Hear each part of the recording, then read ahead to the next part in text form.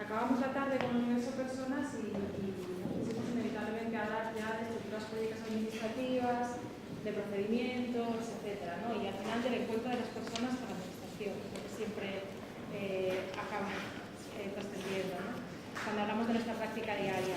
Y bueno, nos gustaría concluir el debate así conjuntamente, aunque hayamos invitado, digamos, a trasladar un poco más sus prácticas y abrir el debate aquí a Jesús Ron, de Pechebre, compañía residente en el Partido de Peo. Él participará, no sé si esta tarde, Jesús, mañana, esta tarde, con su propia presentación, pero hoy lanzamos su participación. Diego Garulo, de Arimera, que ya conocéis, que haya estado ayer también escuché su presentación.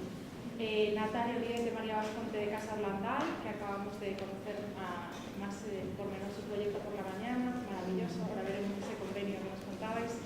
Marta García, asesora pública del Concello de La Coruña, muchísimas gracias por sumarte. Nos va a hacer mucha falta tu luz, seguramente cuando nos quedemos ahí atascados en algunas cuestiones. Y nada, para empezar nos gustaría al colectivo sobre todo, comentaros que en el propio Tumblr que creamos para estas jornadas hay una pestaña que se llama En Aberto, aquí. Y en esta pestaña, donde esperamos colocar también los vídeos de las jornadas, las copias de la teoría, el documento cuando sea realizado, hay también una serie de documentos en abierto para cada uno de los universos. Me gustaría poner en marcha un poquito, o al menos abrirlo, el de estructuras jurídicas administrativas, porque es un tema muy amplio, evidentemente no nos va a dar tiempo, pero aquí aplicamos ya, a ver si carga, una serie de recursos que nosotros estudiamos a la hora de preparar este debate. A ver si consigo moverlo para que lo veamos bien.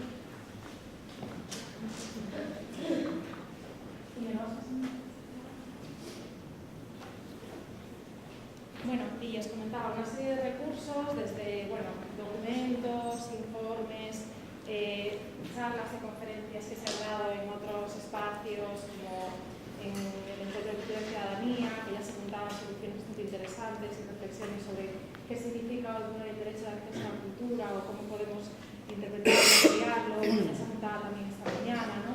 este tema. Algunas de las preguntas que me gustaría plantear, y si puedes bajar un poquito, sí, o bueno, vas bajando. En fin, hay un montón de documentación y está abierto para que sigamos aportando entre todas, sobre todo, y podamos tener acceso a una serie de materiales, ¿no? Porque hay mucho trabajo ya realizado. Por ejemplo, ahora hablando de residencias artísticas, me gustaría señalar especialmente el informe que realizó CC, porque encargó CC a Eva Moraga, abogada, especialista también en Derecho de la Cultura, y que realizó un informe bastante extenso sobre casos, procedimientos, modalidades para poner en marcha una compañía residente o una residencia artística en un espacio público, ¿no? En fin, un montón de materiales. Nada, eso está ahí. A lo largo de la sesión o más adelante podemos seguir alimentándolo y ahí se va a quedar. Recogiendo un poco los guantes que se lanzaron ayer ya en el universo personas, empezamos a hablar de todo esto, apunté algunas cuestiones. Siempre cuando hablamos de estructuras jurídicas administrativas surge muchas gracias, Tomás. Surge como primera reacción el pensar que estamos ante un universo de rigideces, que de alguna manera la legislación o los procedimientos suponen un corsé muchas veces que formatean las prácticas, ¿no? Se hablaba de eso, y que de alguna manera los reglamentos de uso, también las normativas de seguridad son difíciles de encajar, ¿no? En muchas de las prácticas que queremos poner hoy en marcha y de las que estamos hablando aquí.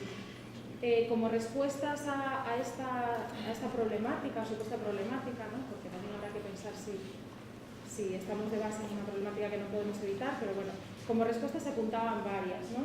El ejercicio un poco más en el corto plazo, a nivel operativo, de jugar un poco con la trampa, o con la trampa entre comillas, que no la ilegalidad, ¿no? Sino con la manera de adaptar la norma un poco a tu favor, ¿no? O buscar esas lagunas, esos conceptos lo suficientemente amplios como para redefinirlos un poco a lo que es tu práctica, ¿no? Cristina, por ejemplo, apuntabas ayer pasar del concepto de dormir, ¿no? Que no se podía en el espacio, a descansar, y entonces ya poder desarrollar tu práctica dentro del marco al que tienes que adaptarte, ¿no?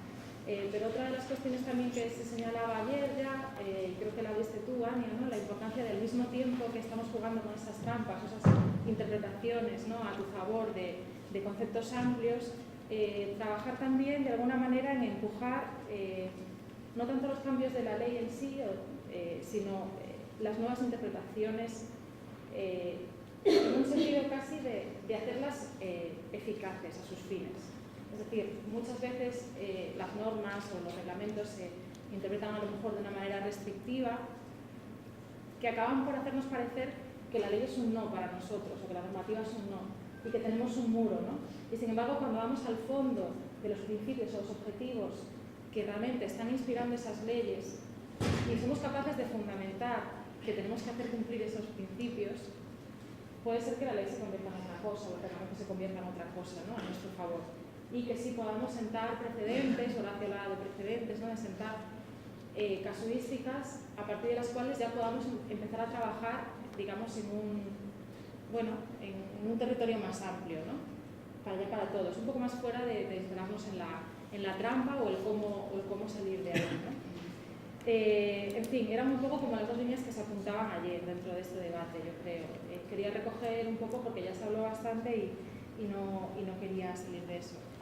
Entonces, ya para pasar a abrir un poquito el debate, quizá nos gustaría empezar por algo como muy práctico, ¿no? Que es preguntaros acerca de los instrumentos o los convenios o las herramientas administrativas públicas con las que trabajáis, con las que son posibles tanto para poner en marcha una residencia artística como una cesión, en el caso, bueno, está claro, en el caso de Jesús, que hablamos de una residencia artística, una compañía residente, que también es diferente, es importante diferenciar, claro, entre ambos conceptos, o para una cesión de un espacio público, ¿no? Ya sea una cesión integral o una cesión de usos, ¿no?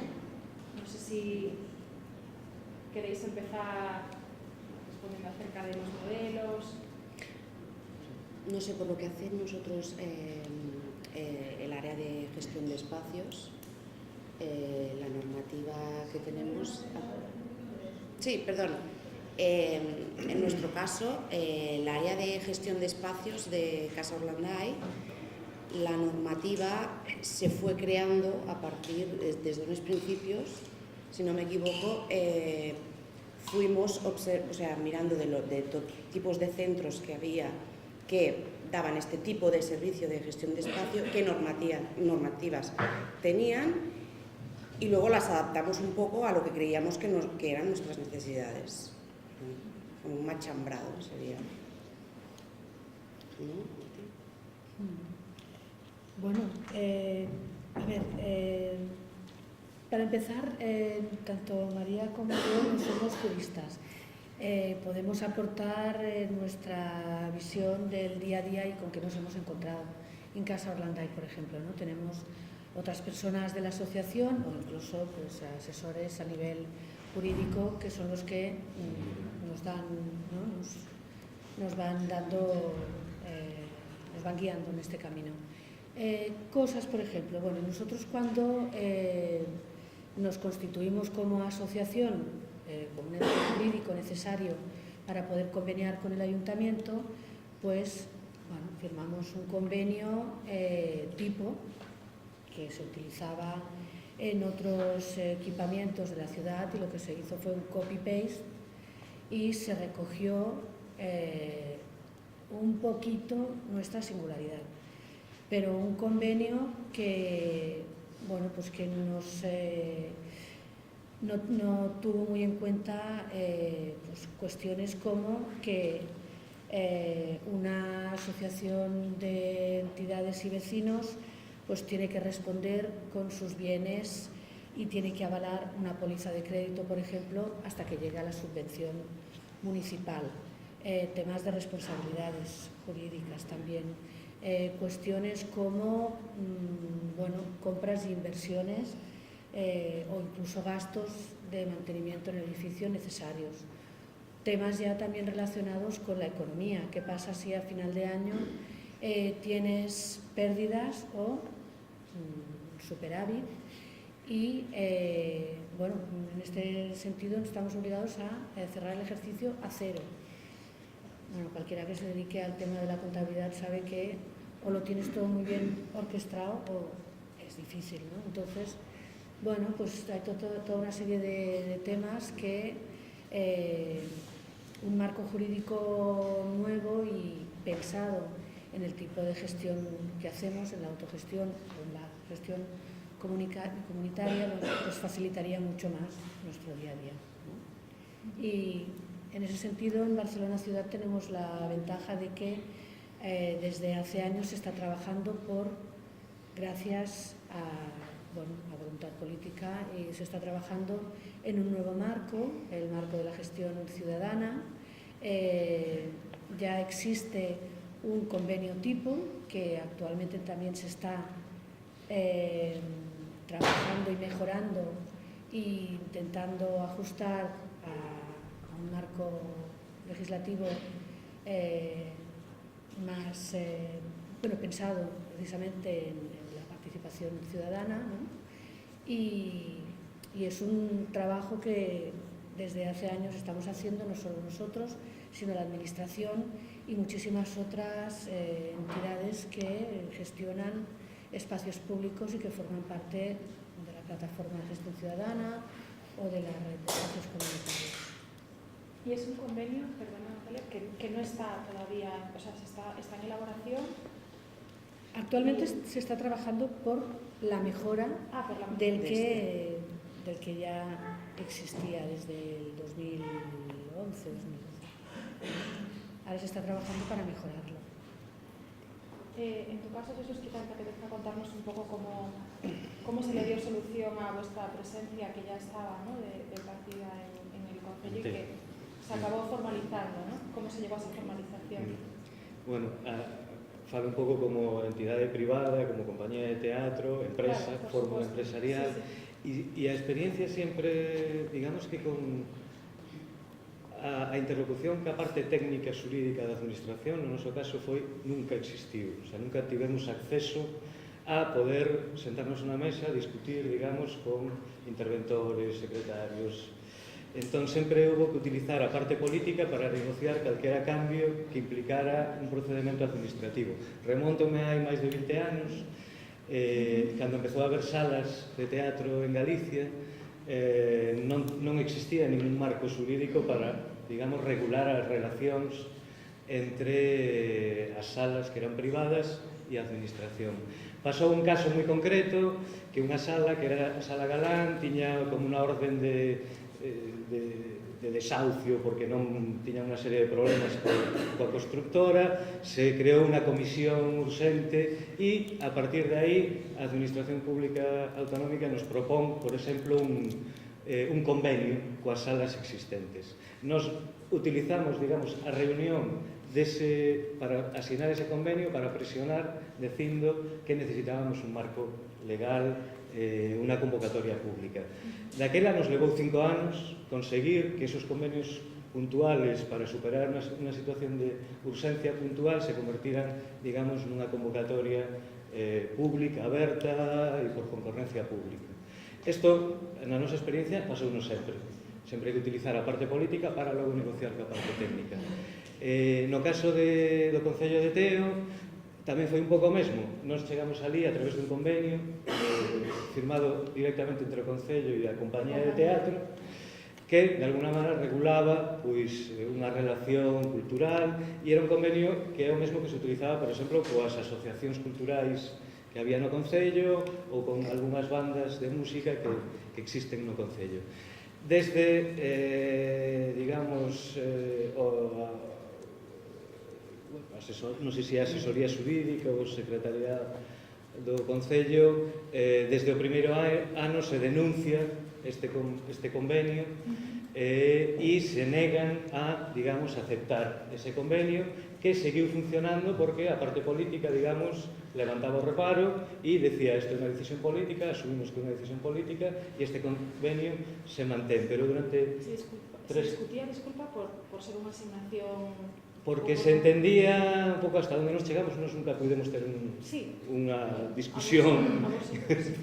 O que nos transmitían era que se utilizaba a vía do convenio para encubrir unha prestación de servicios e que unha prestación de servicios debería de canalizarse a través dun concurso, dunha licitación, por concurrencia e tal. Nós, desde o primeiro ano que se denunciou esta situación, o que dixemos e manifestamos é que éramos os primeiros interesados en que se utilizara o mecanismo que os técnicos do Concello opinaban que era o que debería de utilizarse. Levou unos 3 ou 4 anos chegar a desenvolver un concurso e que se pudese convocar e finalmente se convocou ese concurso.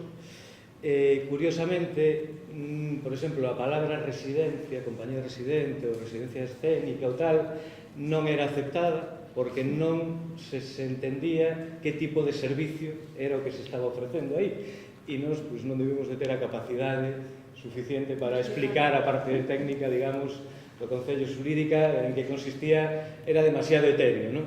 O concepto de residencia, e aí tivemos nós que ceder e aceptar que o convenio é algo así como un convenio por un proxecto de actividades socioculturais ou de dinamización sociocultural.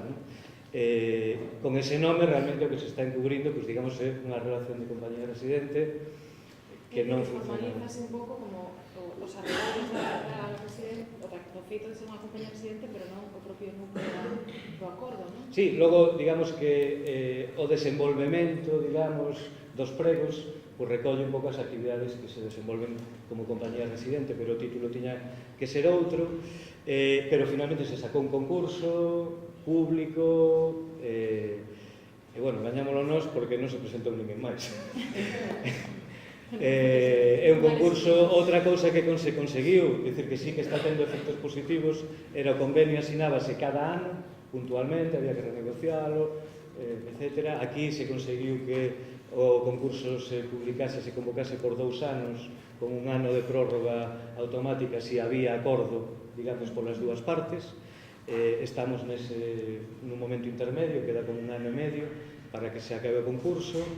E bueno, logo hai algunhas outras peculiaridades do concurso, como por exemplo, para regular a posibilidade de cobrar unha entrada, hubo que facer unha taxa, crear unha taxa municipal especificamente para este concurso e obrigaron a, o sea, houve que, digamos, estimar cal sería a máxima explotación posible por ingresos de taquilla, de maneira que o concurso, a convocatoria recolle unha dotación económica que non é real, porque houve que fixar aí, digamos, cal sería a estimación máxima de ingresos por taquilla, cuantificalos e poñelos, digamos, no concurso.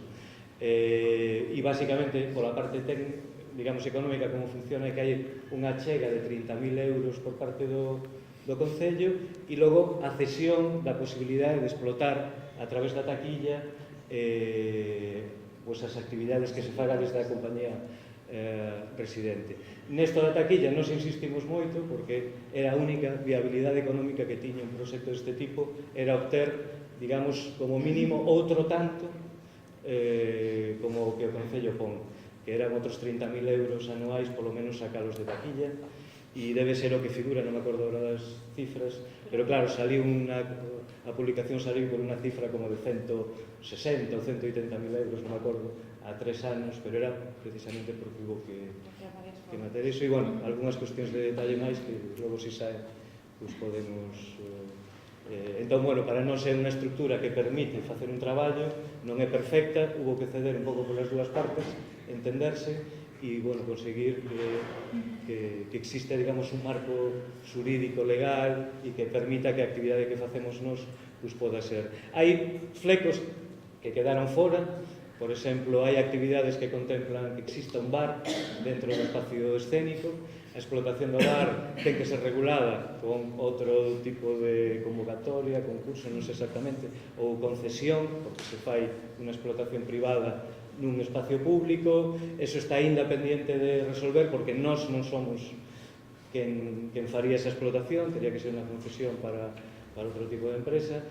E de momento, digamos que o que decíamos antes está fora de regulamento e se mira para outro lado e se permite que máis ou menos que siga funcionando. Curiosamente, a única tasa municipal para cobrar entrada que hai no Concello de Teo témola nós, e o propio Concello non dispón dunha tasa municipal para cobrar a taquilla, de maneira que se está creando unha situación paradóxica e extraña, e é que as nosas actividades son de pago e as actividades do Concello non son de pago, ninguna. É curioso o caso que comentas, sobre todo a realidade que comentas de que dado o concurso só se presenta unha compañía, non? E que de algún xeito... Bueno, en este caso, a mellor non é decir que esta situación que nos levábamos traballando e que a lectura que faría moita xente, isto está feito para que o leven eles, xa non o presenten. Non, digo no sentido porque realmente, por exemplo, recollendo un pouco o informe que mencionaba antes de Eva Moraga sobre solucións xurídicas para dar forma a unha residencia, a unha compañía residente, tamén se estudiaba moito este tema de realmente é sempre o concurso ou a concurrencia competitiva o modelo que vai dar unha solución lexítima para todos, ou existe xa unha práctica e temos os principios como para sustentala de outro xeito, non? E aí ela apuntaba que hoxe podíamos contar cos seguintes instrumentos jurídicos fundamentados, quero dicir que se podía poñer en marcha no noso regulamento, no noso país, unha compañía residente con se cada aquí, Marta, podes axudarnos a túa visión sobre isto, cunha autorización de uso de bens públicos, unha concesión de servicio público, unha subvención, un contrato ou un convenio, ou a fórmula da concurrencia competitiva, non? E que, claro, había que atender un pouco, ela argumentaba, non? O contexto específico e a realidade específica que se está dando para poder poñer en marcha uns destes instrumentos e dar a resposta idónea á situación que temos entre máis, non? Aí, por exemplo, hai unha compañía que xa leva un tempo facendo un traballo que xa está demostrado e que xa, bueno, se cada dimensión pode recoñecerse, simplemente recollerse, e non sei se sería este caso a concurrencia competitiva o máis eficaz, digamos, ou o máis... Tamén porque a concurrencia logo hai que ver se o comité que selecciona tamén ou as formas nas que se vai facer os criterios que se van usar para a selección, e dicir que hai unha serie de cousas que tamén hai que estudiar con un específico. A nos neste caso non se nos deu outra opción, realmente estivemos, de feito estábamos en contacto con Eva Moraga, ela ten a nosa documentación que se xenerou, usamos alguna parte, non foi posible, non era única opción esta, e nós tamén nos parecía que polo menos o que se conseguía era que no momento en que nós deixemos de estar ali existe un marco xurídico que crea a posibilidade de que outra compañía pudiera desenvolver, digo, foi un pouco a nosa lectura bueno, non é perfecto, desde logo non se adecúa ao traballo que se está facendo, pero tamén abre unhas posibilidades de futuro que polo menos dan certa proxección. Non sei que, Marta, se queres falar.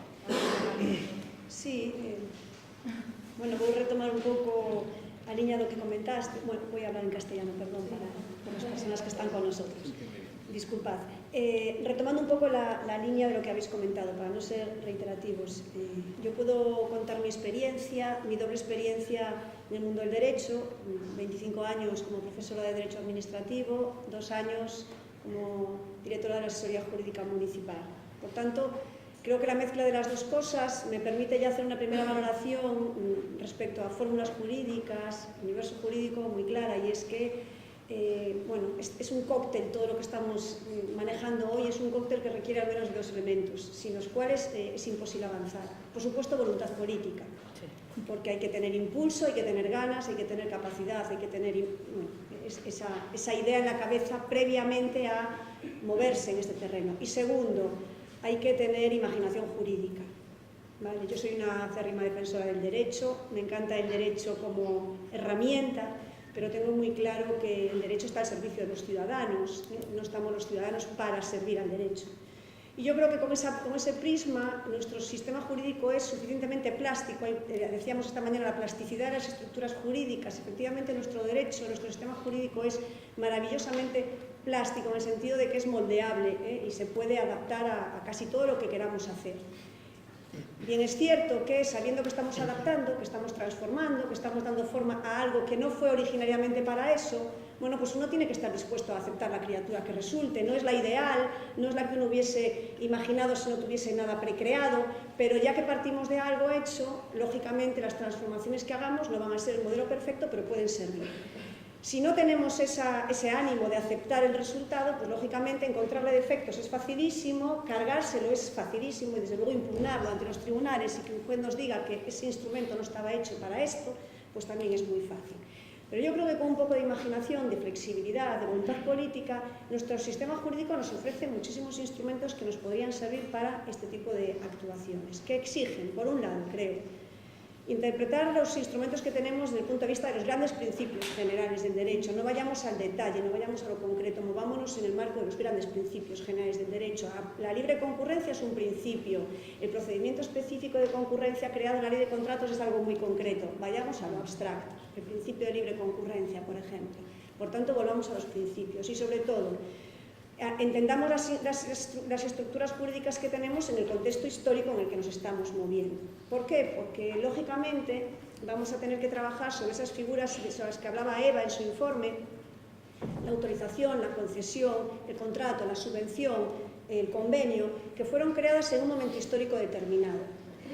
Un momento histórico en el que el Estado tenía un rol, jugaba un papel frente al ciudadano, que ha cambiado radicalmente. Bien, entonces, cuando se crea la figura de la autorización o la figura de la concesión como formas para utilizar espacios públicos, el contexto histórico era uno muy determinado. Hoy es otro, pero la técnica sigue sirviendo. Un ejemplo, cuando se crea la figura del dominio público y se dice que hay bienes patrimoniales y bienes de dominio público, no se está buscando una fórmula de que los ciudadanos lo utilicemos, se está buscando una fórmula de evitar que el monarca los venda. Es decir, nos está protegiendo frente al monarca. Por tanto, el monarca tiene bienes patrimoniales que puede vender, forman parte de su patrimonio personal y que haga con ellos lo que quieran, pero hay ciertos bienes que son inalienables, pertenecen a todos los ciudadanos, y pertenecen a la humanidad en su conjunto, en concreto a todos los ciudadanos y en particular a los vecinos. Por tanto, cuando se dice que hay bienes de dominio público local, lo que se está diciendo es los poderes públicos no los pueden quitar, son de la ciudadanía, son de la vecindad.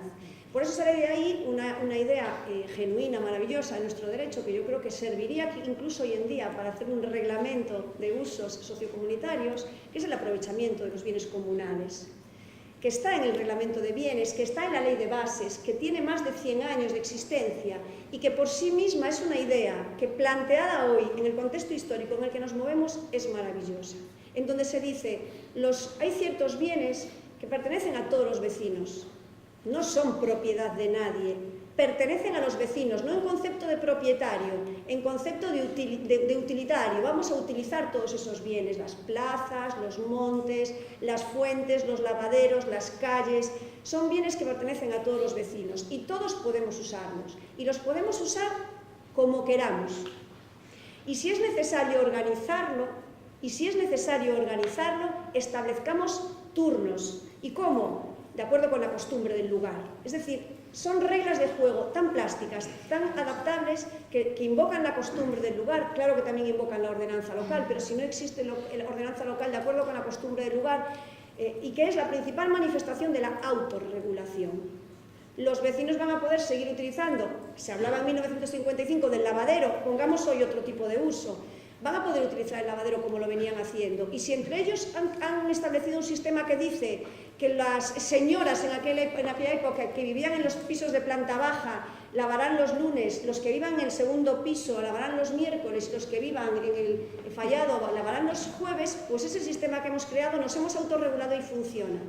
Y cuando ya sea imposible, por el exceso de uso, por el caos o por cualquier otra circunstancia, entonces utilícense sistemas ya impuestos por la administración a modo de lote o sorteo, por ejemplo, de forma que sea ya el poder público el que intervenga.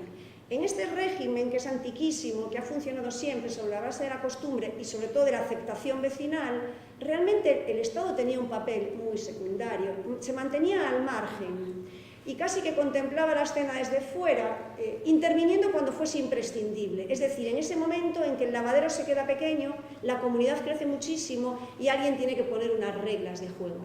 Mientras la comunidad se gestione, no se interviene en el momento en que la comunidad pide auxilio porque necesita de un tercero imparcial que medie, entonces interviene la administración.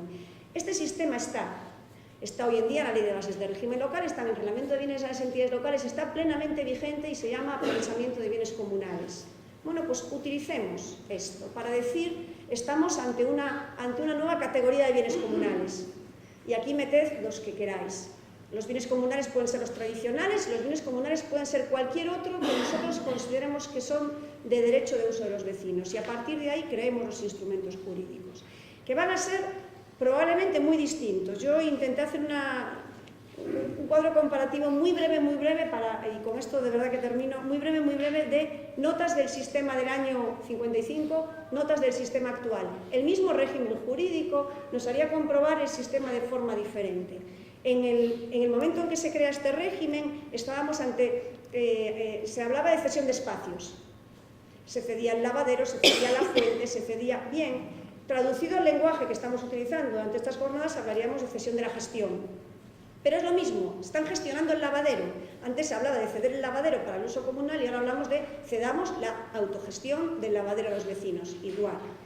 Antes había títulos administrativos, impuestos unilateralmente. En aquellos casos en que no hubiese acuerdo, se imponía el título. A veces incluso se exigía una autorización, una concesión. Ahora estamos hablando de algo que no es unilateral. Estamos intentando sustituir esos títulos administrativos unilaterales por documentos bilaterales de compromiso. Me da igual que le llaméis convenios, me da igual que le llaméis como sea, son documentos bilaterales de compromiso donde la administración y los ciudadanos se comprometen a respetarse mutuamente en la utilización de ciertos espacios y su gestión. Frente al reglamento de uso previamente impuesto, que es lo que se hacía antes, la administración dictaba un reglamento de uso de los bienes comunales del ayuntamiento X. Ahora es a posteriori, es decir, nos autorregulamos, tenemos nuestras reglas de juego y si la administración quiere conocerlas se las entregaremos. Y a lo mejor sobre ellas puede trabajar e incluso proponernos algún cambio, que a lo mejor por interés municipal haya que hacerlo. Claro, frente a las facultades de inspección, la administración controlaba, inspeccionaba, verificaba. Ahora las facultades de inspección se trasladan a la rendición de cuentas por parte de la entidad que lo explota. Ya no es necesario que nos inspeccionen, nosotros rendimos cuentas, transparencia, nosotros ponemos todo, como se nos ha demostrado, en la página web. La administración no tiene que inspeccionar, basta con que acceda a los mismos datos que además tienen todos los demás ciudadanos. Y en definitiva, y en último lugar, el principio de legalidad, que es la clave del Estado de Derecho, pasa a ocupar un segundo plano frente a otro, que es igualmente esencial, que es el principio de legitimidad. Todos estamos de acuerdo con la norma, pero están utilizando los bienes aquellos que tienen más legitimidad social para hacerlo y de acuerdo con las reglas que ellos mismos se han autoimpuesto porque son comúnmente aceptados por los vecinos. Todo esto no es inventado, está en la Ley de Bases del Régimen Local y en el Reglamento de Bienes. Claro, el político que quiera aceptar esto tiene que tener pues, la misma imaginación política que la directora de la Asesoría Jurídica que con imaginación jurídica pretenda proponerlo, cosa bastante difícil. Pero bueno, yo creo que tenemos instrumentos, plasticidad de las estructuras jurídicas suficiente como para poder decir que estamos ante un reto que debemos afrontar con muchísimas dificultades, pero que nos permitirá huir de todos estos problemas que el derecho clásico nos crea. ¿Quieres comentar algo?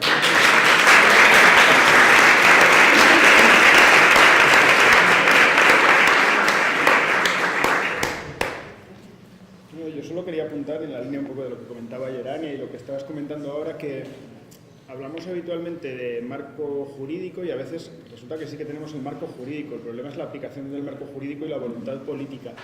Y en eso yo desconozco cómo estará la situación aquí, pero cuando me tocó empezar a trabajar en el ámbito de plantear posibles cesiones, espacios ocupas o en el supuesto de Harinera, cómo sería esa cesión futura de la gestión, lo primero que identifiqué es que ya hay precedentes de cesión de espacios así en mi ciudad. ¿Cuál? Las asociaciones de vecinos. Tienen locales municipales cedidos que gestionan, donde tienen su sede, hacen sus reuniones, sus talleres y actividades. Entonces pregunté por qué, de qué manera, y me encontré con una ordenanza de iniciativas ciudadanas que regulaba los criterios de cesión de esos espacios y que aludía a la libre concurrencia, pero se encontraba que el colectivo, la asociación que fuera, tenía un carácter único, que había la cesión directa. Claro, ¿qué circunstancias se tienen en consideración en esas asociaciones que son sin ánimo de lucro, que tienen un interés general por su carácter vecinal y que llevan el nombre del barrio en el título? O sea, la Asociación de Vecinos de San José. Y esas tres circunstancias les hacen únicos. Por ejemplo, en Zaragoza tenemos un espacio ocupado, que es el Centro Social Luis Buñuel, que reivindican la cesión y están ahora mismo trabajando, buscando un marco posible. Ahí se nos presenta un problema añadido, que es la ley de patrimonio, que en este caso tiene connotaciones porque es un edificio que fue el antiguo ayuntamiento y todo esto, pero claro, en este caso encontrábamos que el colectivo del Luis Buñuel se formalizó como asociación hace unos 5 o 6 años, que las actividades que realizan tienen un interés general claro, llevan dinamizando ese espacio durante 7 años y poniendo sus cuerpos, sus vidas y sus esfuerzos para que el espacio genere vida en el barrio. Y la tercera, que sería la vinculación a ese territorio, el título de barrio. En este caso hay un territorio muy definido y muy claro, que es el edificio, el espacio de Luis Buñuel, ¿no? No hay un punto en el que la comparativa no sea equivalente. ¿Qué problema tiene Luis Buñuel? Pues que es un espacio que comienza con una ocupación, que es un espacio político y que requiere una voluntad política y un atrevimiento y que va a tener un rechazo político en su momento si se llega a esa cesión. Pero para mí es eso, o sea, muchas veces nos vamos al camino hay que reformar, y hay muchos marcos que lo posibilitan. Ya digo, no sé qué tenéis aquí, pero lo hablábamos en su momento en las jornadas de los unicornios, peñas flamencas, cofradías, hay colectivos sin conocimiento por España que tienen espacios cedidos directamente y no hay ninguna contrariedad en ese sentido, no hay ninguna dificultad. Entonces, para mí es eso. En el ámbito quizá de lo empresarial sea más complejo, pues salirte de la libre concurrencia, porque si ahí ya estamos en cuestiones de ánimos de lucro, de todas estas cosas, pero en el marco de lo asociativo realmente hay un ámbito de posibilidades muy grande que si se bloquea es o bien en el ámbito político por decisiones políticas o en muchas ocasiones, lo que hablábamos ayer, por miedos de los técnicos de alta dirección o de los jurídicos que tienen que hacer un informe a una judicialización posterior, perderlo y que te quedes tú señalado porque te equivocaste en tu informe. Ahí sí que nos encontramos en muchas ocasiones con interpretaciones de la norma más restrictivas de lo que es en sí mismo la norma, ¿no? Además, en ese sentido, y apuntabais allí en los documentos, y ayer Ania también lo comentaba, ¿no? Es un poco la cadena desde qué es el acceso a la cultura, el sentido constitucional, lo que comenta Marcos Baquer, que estamos dando cobertura a una parte que es como usuarios pasivos, pero que incluye el derecho a participar, producir, validar tu propia cultura, es decir, es una responsabilidad que tenemos desde lo público. Y luego el factor de la eficacia, que es también muy interesante. Está sobradamente comprobado que la gestión comunitaria de un espacio es más eficaz que la gestión pública directa. O sea, si en una comunidad estamos 100 personas y las 100 nos ponemos a contarle al resto del barrio lo que vamos a hacer en ese espacio, el gasto que vamos a generar en comunicación y la eficacia de esa comunicación, la eficiencia de la gestión de ese espacio va a ser mucho mayor, con una inversión de recursos menor. O sea, que por todas partes es bastante justificable. Yo creo que es más bien una cuestión de saber utilizar bien esas situaciones. El marco de los convenios están demonizados ahora mismo en los ayuntamientos porque han sido el foco de todo el mal que se ha producido en los últimos años. Pero con una buena justificación y una objetivación de los criterios por los que convenias con un colectivo, con una asociación, no tiene mucho más misterio.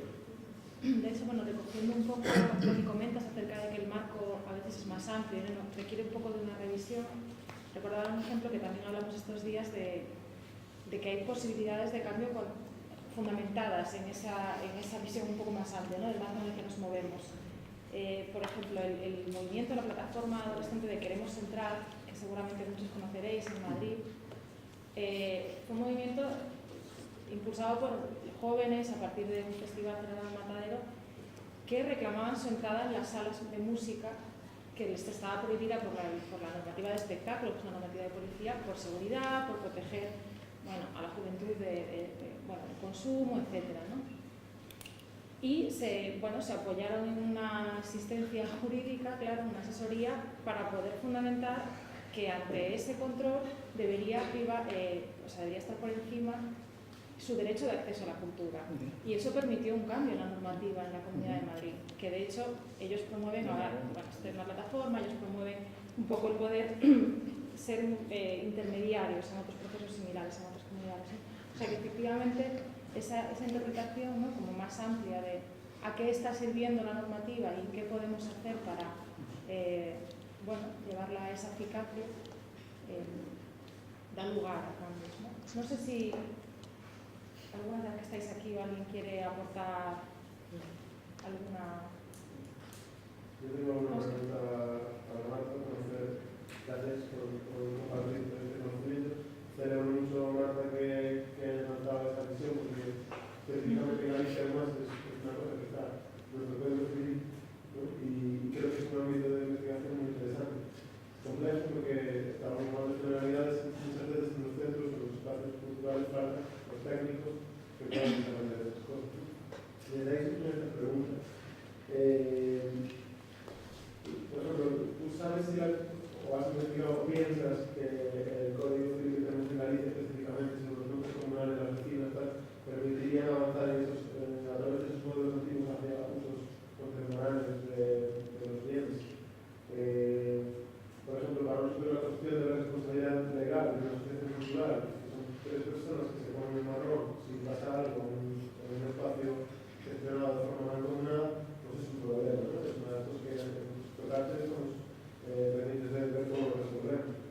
La presidenta, si pasa algo, se va para adentro, ¿no? Entonces, ¿cómo resolver ese tema?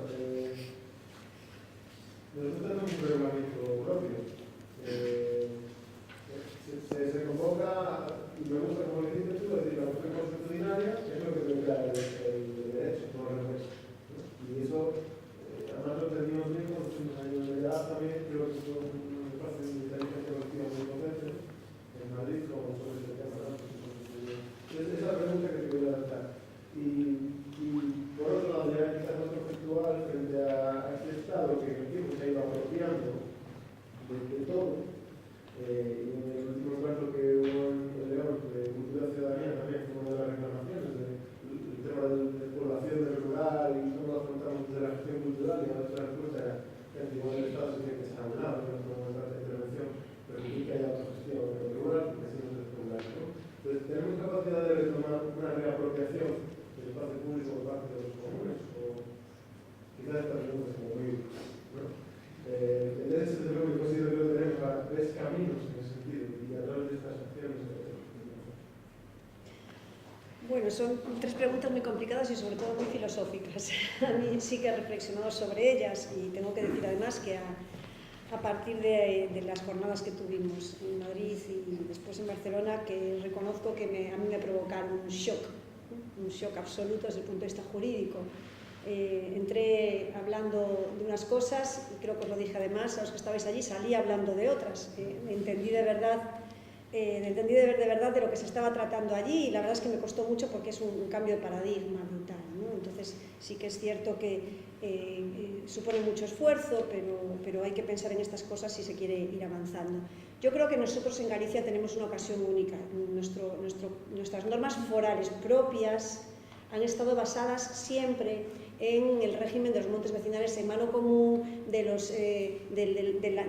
agro, de la zona agrícola común y de las servidumbres privadas organizadas entre vecinos.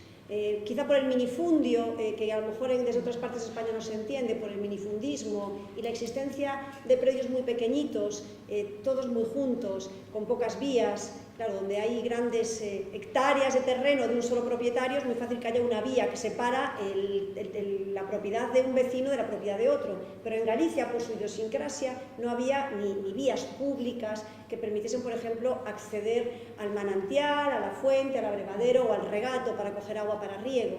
Y eso generó una forma de usar las cosas privadas y utilizar la propiedad de los demás, bueno, que nos generó ciertos instrumentos que desde luego desde la perspectiva de lo común son maravillosos y debería de volverse a ellos para encontrar nuevas finalidades. La servidumbre de paso, por ejemplo.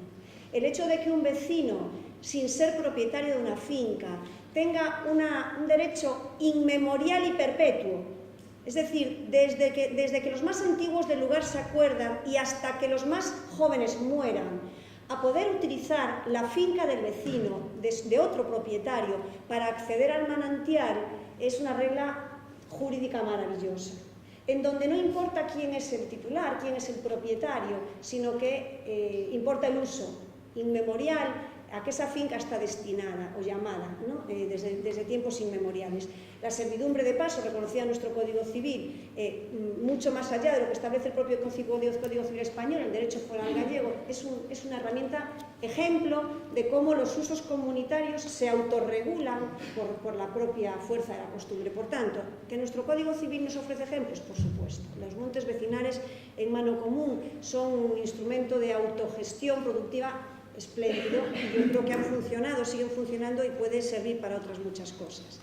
Bueno, que tengamos reglas que nos permitan salvar escollos, como el de la responsabilidad de las asociaciones, yo creo que eso sí que debería de ir regulándose. Es decir, si de verdad de todo este esfuerzo que se está haciendo surge la evidencia de que vamos hacia mecanismos de autogestión de lo público, deberíamos tener una norma que nos amparase.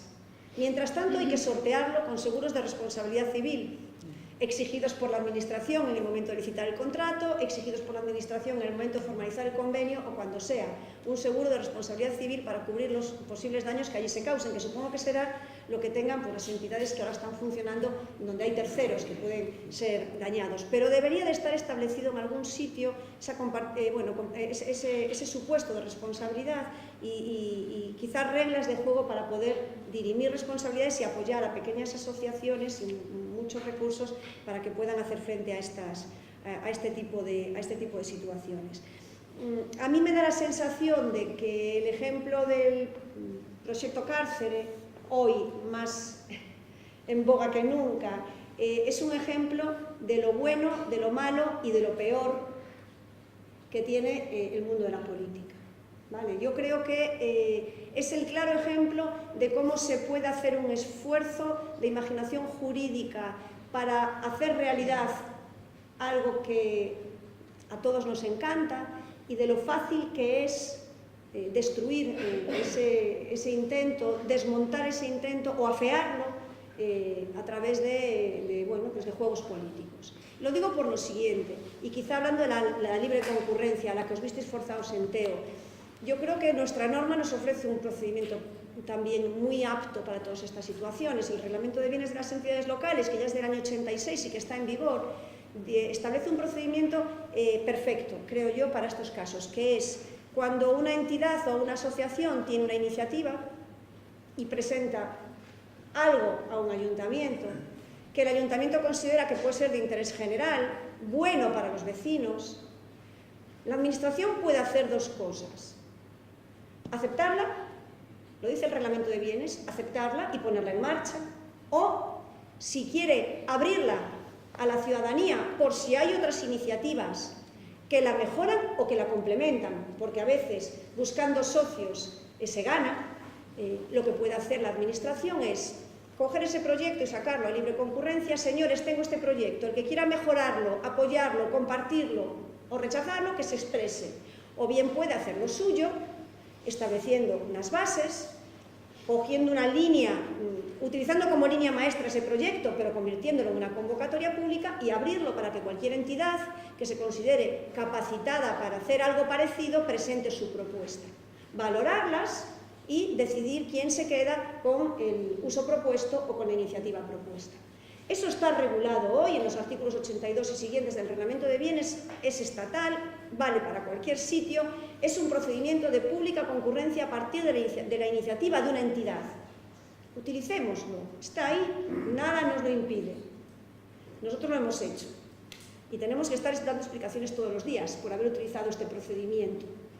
Bueno, pues es una fórmula arriesgada, no, en este caso ni siquiera hay riesgo jurídico, es una fórmula regulada para este caso específico. Cuando una entidad tiene una iniciativa, o se lo permitimos o lo abrimos, pero cuestionada, sí, políticamente, jurídicamente es impecable. Entonces, quizás sea cuestión de ir practicando y ensayando, y cuando el procedimiento es uno, puede ser foco de todas las atenciones. Cuando sean 50, ya se verá como algo normal y ordinario, y por tanto probablemente lo aceptemos y pensemos que es una oportunidad que nos da el ordenamiento jurídico, que estaba absolutamente infraaprovechado. Quizá en ese marco, en la propia iniciativa que tenga la entidad debería de proponer su reglamento como norma de gestión, y la administración valorarlo y decidir si es aceptable de plano, si hay que hacer enmiendas o modificaciones o si simplemente no sirve, ¿vale? Yo creo que la administración sigue teniendo un papel. Perdón, había... algo... perdón, también. Había antes, Yo de hecho me cuelo, porque iba a hablar después, pero no tiene sentido. Bueno, ella es Laia Forné, viene del Ayuntamiento de Barcelona, es asesora de la Regiduría de Participación y Territorio del Ayuntamiento de Barcelona, y es nuestra próxima invitada, pero bueno, por favor interven. Tiene mucho que decir. Sí, exacto. De hecho, estaría bien hacer si tiene una transición entre lo que estamos hablando. No, para mí sigue siendo un diálogo, ¿no? Sí. Pero, bueno, se han dicho muchas cosas, ¿no? A ver, situar un poco. En Barcelona, bueno, con Marta ya hemos hablado de eso también mucho, y con Orlando evidentemente trabajamos conjuntamente justamente todo este marco de lo que llamamos gestión comunitaria, ¿no? del patrimonio público. Entonces, en Barcelona, lo que contaba un poco Marta ahora, es que aquí sí que los contextos son diferentes, porque aquí en Galicia, pues lo primero que va a pasar es ahora, ¿no? Esta cesión de la antigua cárcel, pero en Barcelona esta es una realidad que ya existe de hace más de 40 años y que aparte ha existido en distintos colores de partidos políticos. Es decir, Camalló, que es una cesión de un espacio, una fábrica industrial con miles de metros cuadrados, eso lo hizo Xavier Trias en el mandato anterior, ¿no? Con lo cual, es verdad, o sea, allí partimos de realidades diferentes, pero sí que nos encontramos con los mismos nudos, ¿no? Con algunos que aún no hemos conseguido superar. Entonces, yo aquí varias cuestiones. Es distinto cuando hablamos que yo a mí lo que me falta desarrollar aquí, que es distinto cuando hablamos de una cesión de un patrimonio público para que una entidad haga su propio uso en este espacio, y aquí la administración, digamos, no da otra cosa que la cesión de patrimonio. En este caso, sea bien comunal o no, eso lo puede hacer el ayuntamiento, y es lo que ha hecho en Barcelona durante muchos años. En todo caso, y luego lo detallaré, ¿no? Unas cosas que estamos haciendo nos tendríamos que plantear, no como ayuntamiento, como comunidad, como ciudadanía, bajo qué criterios se hacen estas cesiones y para qué, ¿no?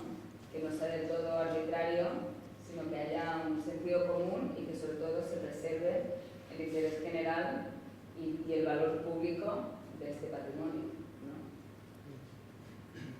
Otra cosa es cuando, además de ceder un espacio patrimonial, que sería el caso de Orlanday, es también el gestor de un servicio público municipal. Es decir, la Casa de Orlanday, aparte de cederle un equipamiento público,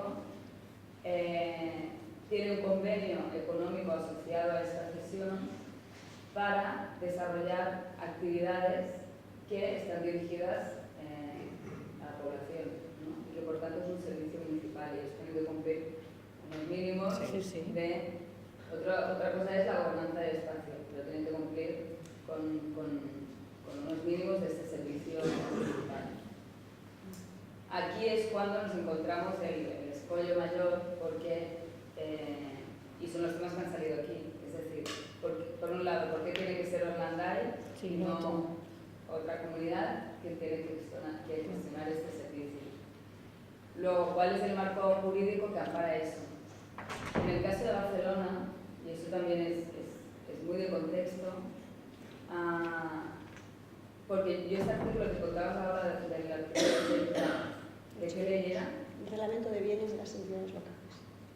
¿Pero es específico de tierra? No, es estatal. Y en este artículo, o sea, cuando eso pasa, ¿una empresa se puede presentar a este concurso público? En este artículo, si una entidad cualquiera presenta una iniciativa, el ayuntamiento tiene la opción de abrirlo a cualquier otra.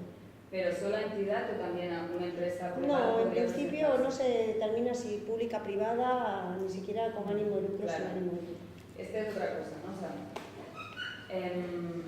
por un lado, lo que nos dicen las entidades sociales es tenemos que poder valorar cuál es nuestro avance comunitario o social, o sea, qué aportamos en frente de una entidad privada, ¿no? Que no tiene ese arraigo en el territorio, que no hay un retorno en la comunidad, que sí que tiene ánimo de lucro, ¿no? Esto la ley de contratos no lo distingue, y aparte los indicadores de valoración son en base al uso mercantil, no son en base a un uso social, ¿no? Y a un valor del público, ¿no? Por lo tanto, esto es un primer escollo.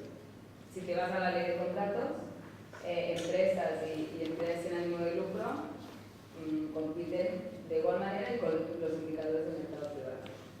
Entonces, en Barcelona, para solucionar eso, lo que se hizo es dejar la ley de contratos aparte e ir a la Carta Municipal de Barcelona, que esto es algo que solo tiene Barcelona, que hay un artículo que dice que la ciudadanía podrá participar del uso y gestión de los bienes patrimoniales públicos. Con lo cual, aquí nos estamos basando en una ley de participación ciudadana. No es una ley de contratos, ni es una ley de concesiones, ni de externalizaciones. Es una ley de participación ciudadana en la que se dice que, bueno, pues como este artículo dice eso, pues la ciudadanía puede intervenir en la gestión de los bienes públicos. Esto, como contaba Mariana antes, tiene dificultades, ¿no? Porque como no es una ley de contratación pública, pues no puedes hacer reserva de dinero, o sea, te tratan como una entidad, como si fueras casi una subvención, para entenderlo a grosso modo. Luego, la siguiente dificultad es cuando abres a concurrencia pública o cuando haces una cesión directa. En Barcelona se ha hecho esto también, ya hay casos en los que se adjudica directamente una cesión con un convenio económico a la Casa Blandall porque es la entidad reconocida por el barrio, por el territorio, como posible y único gestor, digamos, del expediente. Eso es posible, evidentemente, cuando no hay otro actor que le interese también gestionar este espacio. Si no, como dice Marta, pues entonces tienes que ir a un concurso y allí poner unos parámetros. Bueno, entonces, eso es un poco las dificultades que hay, ¿no? Frente a eso, un poco lo que intentábamos ahora y lo que estamos trabajando también con los actores sociales es, por un lado, el Ayuntamiento de Barcelona siempre ha respondido, o sea, no tiene una política clara de gestión de espacios ni de gestión de servicios públicos. Ha reaccionado siempre a eso de forma reactiva, es decir, lo que sí ha pasado en Barcelona es que hay comunidades activas que han reclamado el patrimonio municipal como bien común, ¿no? Y que han dicho, nosotros creemos que un equipamiento en un territorio tiene elementos de cohesión social y que mejor lo va a poder gestionar es la propia comunidad y que es importante este arreglamiento social y que muchas veces se ha reclamado también para temas culturales, ¿no? Entonces, ha habido comunidades activas y aquí el ayuntamiento lo que ha hecho es ir reaccionando para solventar conflictos concretos, ¿no?, que se te dan a nivel social. Y luego también algunas políticas de mientras tanto, ¿no?, sobre todo en la crisis. Y ahí, por ejemplo, va más asociado a la actual cesión de solares, ya no solo de equipamientos, sino de solares públicos. Es decir, yo ahora aquí tengo no sé cuántos solares que tenía previsto hacer no sé qué planeamiento urbanístico que no se va a ejecutar, y mientras tanto los cedo, pero no era tanto un proyecto de cohesión social y territorial, sino era básicamente gestioname, manténme el solar, ¿no? Vale, entonces lo que estamos planteando ahora es, por un lado, no ser reactivos, sino como administración pública ser activa y construir un marco conceptual y normativo que dé que se desarrolle una política pública para el fomento de la gestión público-comunitaria de los bienes comunes, de los bienes públicos, ¿no? Entendiendo, y esta creo que es algo importante que también tenemos que ver cómo jurídicamente puede servirnos, pero que es entendiendo que lo público, y aquí sí que en Galicia tenéis toda una tradición, ¿no?, con todo el tema de los bienes comunales, es eso, lo público no es circunscrito a la administración local, entendido como Estado, sino lo público es del común, es de la ciudadanía, y con lo cual la ciudadanía está al mismo nivel que la administración local para utilizar y gestionar aquel bien. Entonces, bajo este marco conceptual, lo que sí decimos es vale, lo que tenemos que hacer es preservar el valor público de los bienes públicos, ¿no?, de los bienes comunes. Con lo cual, así, aquí sí que estamos construyendo en este marco conceptual también que ampare un poco esta arbitrariedad en las cesiones y en la gestión de los bienes, que es, vale, vamos a ponernos de acuerdo en qué criterios son estos criterios de la gestión comunitaria y cómo vamos a medir el impacto del balance social. Es decir, y aquí también, no con una óptica de fiscalización de la administración pública sobre lo que hacen las comunidades, sino que realmente las comunidades se creen el valor público de su gestión, que sirva como un elemento también de autoevaluación para poder medir en qué medida pues, estás llegando al territorio, eres transparente y preservas el valor democrático de este bien, ¿no? Con lo cual decimos, vale, vamos a crear este marco conceptual, ya lo estamos escribiendo, vamos a crear estos criterios comunes que nos sirvan para hacer las cesiones del patrimonio público, vamos a crear este balance comunitario que nos sirva como autoevaluación y vamos a crear un órgano, un espacio, vamos a pensar cómo tiene que ser la gobernanza de todo eso. En el sentido que nosotros a nivel de ayuntamiento hemos creado una mesa interadministrativa, que es la que hace ejecutiva la gestión de los espacios, pero es puramente administrativa, pero entendemos que tiene que haber un espacio participado que, de alguna manera, supervise, tenga acceso a la información, pueda ir discutiendo los criterios, etc., de toda esta gobernanza, ¿no? O sea, la gobernanza no puede ser solo de la administración local, sino que tiene que ser pública o ciudadana. Y por último, también como para, en vez de decir vamos a ir a concurso, la idea es vamos a hacer la concurrencia pública todo el rato. ¿Qué quiere decir? Dos cosas que estamos diciendo paralelamente a eso es, que parecerán como muy obvias, pero tan obvias que no existían, que es tener un censo de los solares y del patrimonio público de la ciudad. Eso actualmente no existe. Hay un inventario que nadie sabe, que no hay un censo del patrimonio público, municipal, no público, municipal, del Ayuntamiento de Barcelona. Entonces, estamos creando este censo del patrimonio municipal y de solares. Entonces, eso por un lado será público, por otro lado la idea es irlo actualizando y después poder poner un catálogo a disposición de cuáles son estos espacios solares que ahora mismo hay disponibles para que las comunidades puedan optar a utilizarlos en base, evidentemente, entonces, eso, ¿no? En base a un proyecto que será valorado con estos criterios que hemos compartido y que luego también nos podrá permitir hacer un seguimiento de eso, ¿no? Entonces, estamos aquí, no es un proceso fácil y a nivel jurídico necesitamos aún luces para ver cómo superar el marco de la gestión cívica, que es la que tenemos ahora. Estamos intentando mejorarla, pero sí que es verdad que el marco de este conceptual y de compartimiento de criterios tiene que poder también consolidar o poder, esa palabra, como poder salvaguardar, ¿no?, estas prácticas, es decir,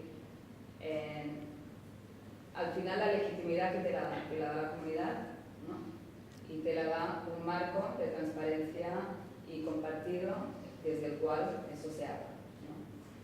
Por lo tanto, lo que estamos intentando ahora, resumidamente, es eso, ¿no? Con la idea de aprobar una norma. Claro, a nivel jurídico no sabemos dónde vamos a terminar. Teníamos la idea de los bienes comunales, pero eso tiene dificultades también y no solventa el tema de la gestión cívica. Creemos que vamos a terminar como con un tipo de ordenanza, pero yo creo que eso va a ser a medio plazo, eso también necesita poder aprobar con el resto de grupos municipales. Ahí está. Con lo cual, bueno, el marco lo puedes hacer tú. La legitimidad te la da el marco y la energía ciudadana, ¿no? Y luego allí cómo vas avanzando. Luego, bueno, ayer en Barcelona hicimos unas jornadas justamente de eso. Vino Cristian Giaioni, que es un italiano que de hecho tiene como otras experiencias que se han desarrollado también en Italia.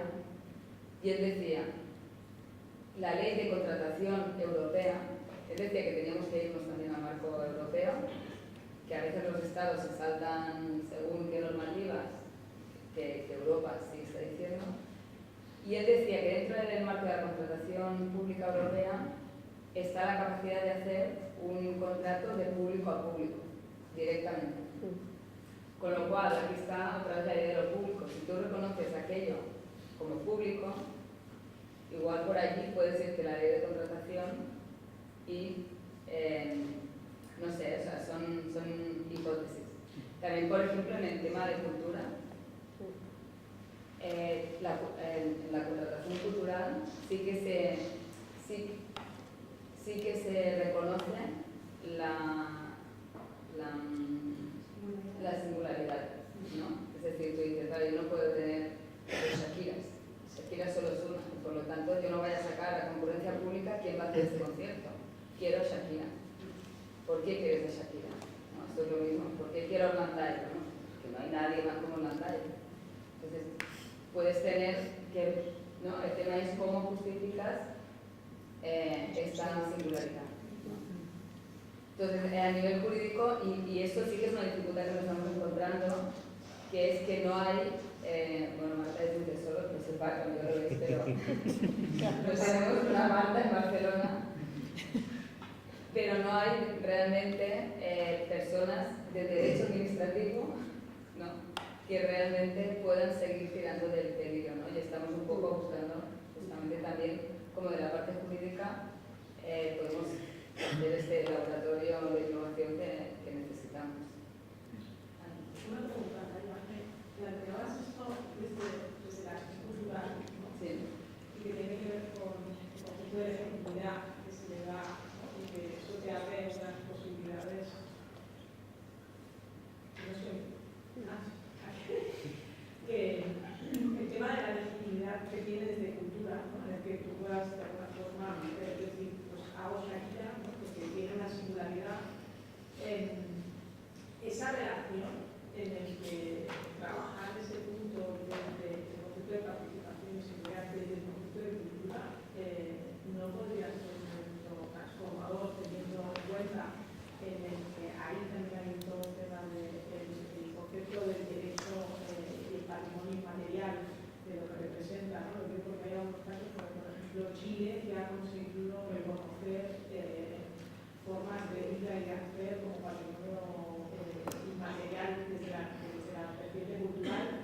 por tanto, en verdad es un asociacionismo barrial en el que lo tienen vinculado no como asociacionismo barrial de participación, sino como patrimonio cultural y material, y en ese concepto de patrimonio material quieren una acción que se entrelaza, aunque era desde una relación de participación y asociacionismo, pero al darle el valor patrimonial y material pasas a un término de singularidad cultural en el que te permite esa legitimación y acceso directo. No sé si me he explicado. Sí.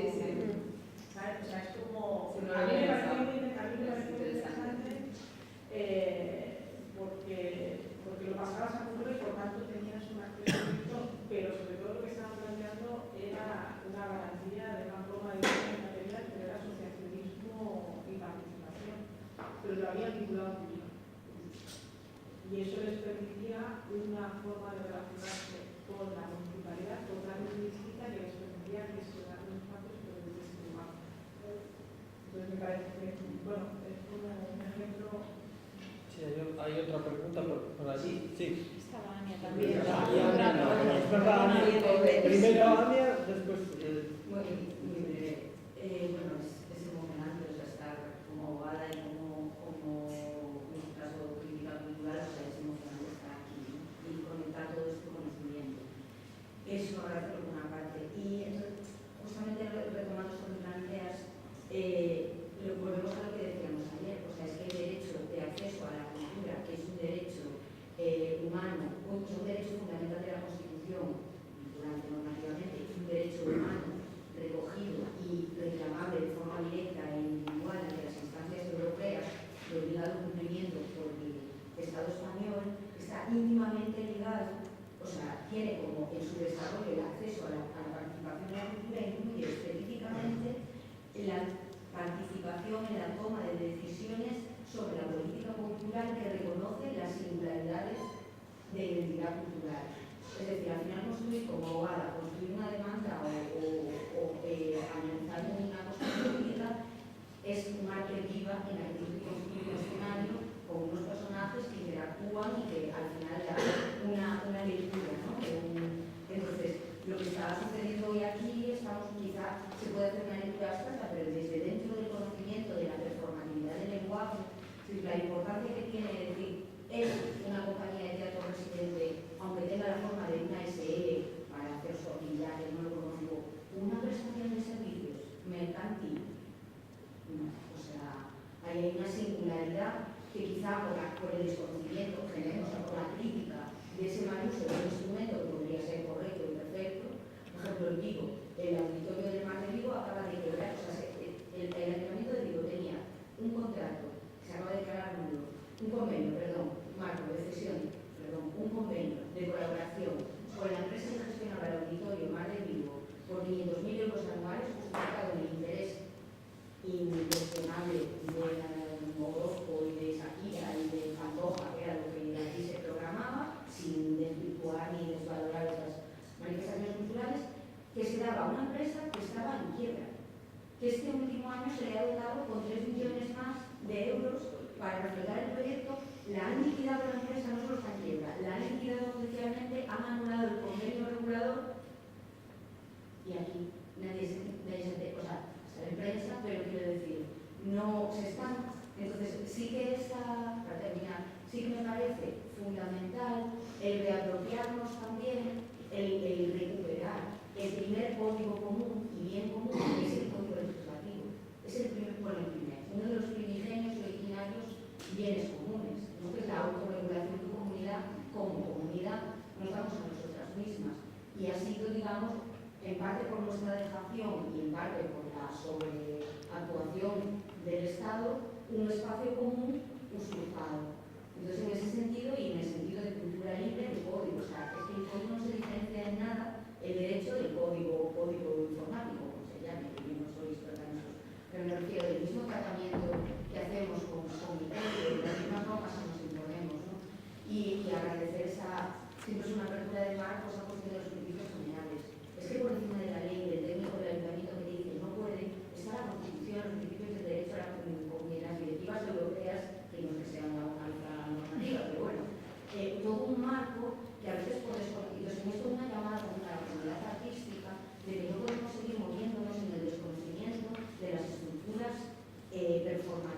nos afectan. Es como si estuviéramos haciendo teatro o performance en un escenario en el que estamos completamente inseguras, que no conocemos cómo va la electricidad ni cómo, dónde podemos poner peso y dónde no, o estuviéramos bailando con nuestro propio cuerpo sin saber dónde podemos apoyar a hacer fuerza, es un peligro. O sea, es un peligro para nosotras mismas, porque el resultado es la sanción administrativa, la multa. O sea, hay multas que ahora quería comentar con Ana, no sé cómo es también en la cuestión.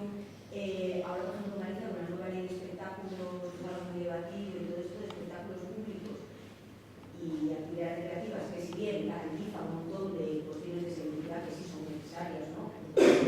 Una conjunto de género, tal. Lo que pasa que no hace escala, esto lo hemos hablado mucho, no hace escala con espacios, por ejemplo, asociativos que tengan actividades para menos de 100 personas, que en el caso de que sean artísticas o culturales están exentas, siempre que no impliquen el montaje de un espacio. Así de bien. Y entonces, claro, no tener un seguro, una comunicación previa o una autorización puede llevar multas de 3.000 a 30.000 euros en el rango más bajo.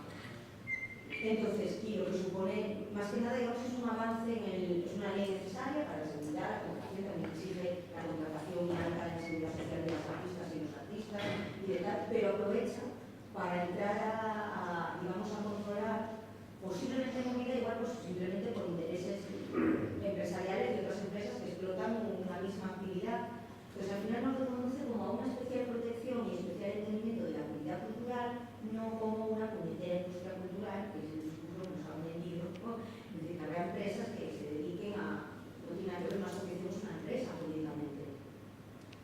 Simplemente es una sin ánimo de lucro, es decir, a veces pensamos que por no tener ánimo de lucro no podemos estar involucradas en ninguna relación económica industrial, es decir, podemos organizar actividades por definición, podemos organizar actividades por definición dentro de un ánimo sin ánimo de lucro con un objetivo de interés general. ¿Cómo ves tú esta nueva regulación de este espacio? Pues mira, no he estudiado el tema de el que planteas ahora del derecho sancionador, ni se me había ocurrido vincularlo con espacios asociativos. Vale, lo miraré. Sí que es cierto que lo estoy estudiando a raíz de una propuesta de ordenanza, de ocupación de espacios que estamos trabajando en el Ayuntamiento de La Coruña. Bueno, me parece que la ley de espectáculos públicos y actividades recreativas es una ley enmarcada en los principios de seguridad, punto.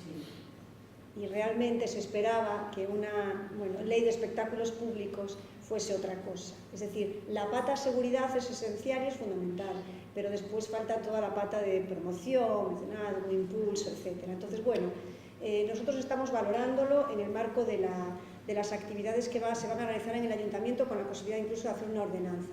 Lo que sí que es cierto es que la propia ley admite la declaración responsable como instrumento. Yo creo que aquí los ayuntamientos tienen que hacer un papel de divulgación fundamental y que tengan en sus páginas web muy accesibles novedades de la ley de espectáculos con el link directo a la declaración responsable, y que toda aquella actividad que se vaya a desarrollar de tipo cultural o la que sea, que afecta a un determinado número de personas y que requiera de ciertas instalaciones o instrumentos, pues que cumplan el requisito de la declaración responsable, que no es más que presentar un papel. Y aprovecho esto para decir, cuando hablamos de lo común, no tomemos o no tengamos la intención de pensar en que queremos flexibilizar las normas o el uso de las normas por la ciudadanía. Al contrario, hay que impulsar que los ciudadanos se sometan a la normativa, pero hay que hacer una normativa que sea aceptada por todos, porque entonces tendrá un grado de cumplimiento mucho mayor. Pero no pretendemos con todas estas iniciativas que buscamos eludir el cumplimiento de la norma. Si hay que presentar declaraciones responsables, tendrá que presentar la declaración responsable desde el gerente de una asociación musical hasta el presidente de una comunidad de propietarios que quiera realizar algo en una zona de su inmueble. La declaración responsable hay que implantarla y todos tienen que ser conscientes de que hay que presentarla. Hagamos también difusión, permitamos que la norma sea clara, sencilla y que llegue a la gente. Y yo creo que aquí los ayuntamientos tienen un papel, una responsabilidad muy importante por cumplir. Yo creo que la ciudadanía no suele acceder a las páginas web municipales para buscar este tipo de herramientas, y hay que empezar a convencerles de que son fáciles de manejar, útiles, eximen de muchas responsabilidades y sobre todo de procedimientos sancionadores. La declaración responsable es lo mínimo que se le puede pedir a cualquiera que quiera hacer algo, bien lo haga sobre un bien que consideremos común, como de cualquier otro patrimonial o cualquier otra parcela del ayuntamiento. Yo hay que exigir al ciudadano también que cumpla con ciertas normas, y eso es algo que normalmente no hacemos bien desde el ayuntamiento, no actuamos con pedagogía, por lo menos con la suficiente pedagogía. Pero bueno, estudiaré el tema de los espacios asociativos y las sanciones, porque la verdad es que ni me había parado a pensar que también estaban en el ámbito. Todo espacio público, privado, o sea, todo espacio público y privado. que desarrolle una actividad con público que incluya eso, más de 100 personas y no sea una reunión familiar. Sí, sí, que requiera contar. De unirnos familiarmente allá donde... ¿Querías preguntarle algo a Laia? Yo creo que tanto una como otra, sí, uno de los dos ayuntamientos en África son de los mejores. Puede tener cierta relevancia. Sube un poco la tanto una como otra, porque creo que ambos ayuntamientos de mayoría absoluta. Entonces, frente a la imaginación política y la voluntad política, he hecho una guindilla en este plan, que sería el tercer bloque que tendría que son las secretarías técnicas y las áreas de intervención. ¿En qué medida, no, o cómo podéis sortear pues, la imaginación jurídica que normalmente confluye con la voluntad política, frente a que suele ser elaborado el diálogo con esas secretarías técnicas y áreas de intervención, que probablemente si estuviesen en esta mesa o en este foro, alguno de ellos tendría en su cerebro permanentemente el concepto de fraude de ley. ¿No? Yo creo que eso es algo que sí que se aborda, que se da en caso es hecho constatado, ¿no? En muchas ocasiones, sobre todo si se da esa coyuntura política, parece que incluso tiene más poder el propio alcalde que representa a los ciudadanos. ¿No? Entonces, ¿en qué medida, ¿no?, se pueden sortear este tipo de contratistas? Si es una cuestión de valentía del propio político, únicamente, si es una cuestión de pulso entre el área jurídica y el técnico funcionario con mayor relevancia del ayuntamiento, de qué manera se puede abordar, simplemente un ejercicio de resistencia, o estamos condenados a poder saltarnos esos informes únicamente a través de medidas absolutas. Bueno, vamos a ver, mi experiencia. En fin.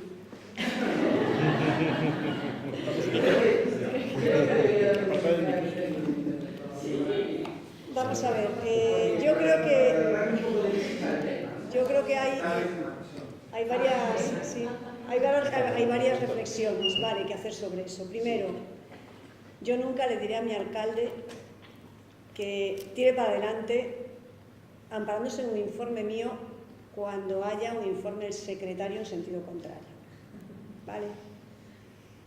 No es una cuestión de prurito profesional ni de comparar unos con otros, es que yo soy persona de confianza del alcalde y entonces siempre se va a decir que el personal de confianza hace lo que el alcalde dice y el secretario o la secretaria de ayuntamiento es poseedora de la verdad absoluta, ¿vale? Nunca le diré al alcalde ni a ninguna de las concejalas que actúe en contra de un informe contundente, si es interpretable no, pero contundente de la Secretaría Técnica del Ayuntamiento.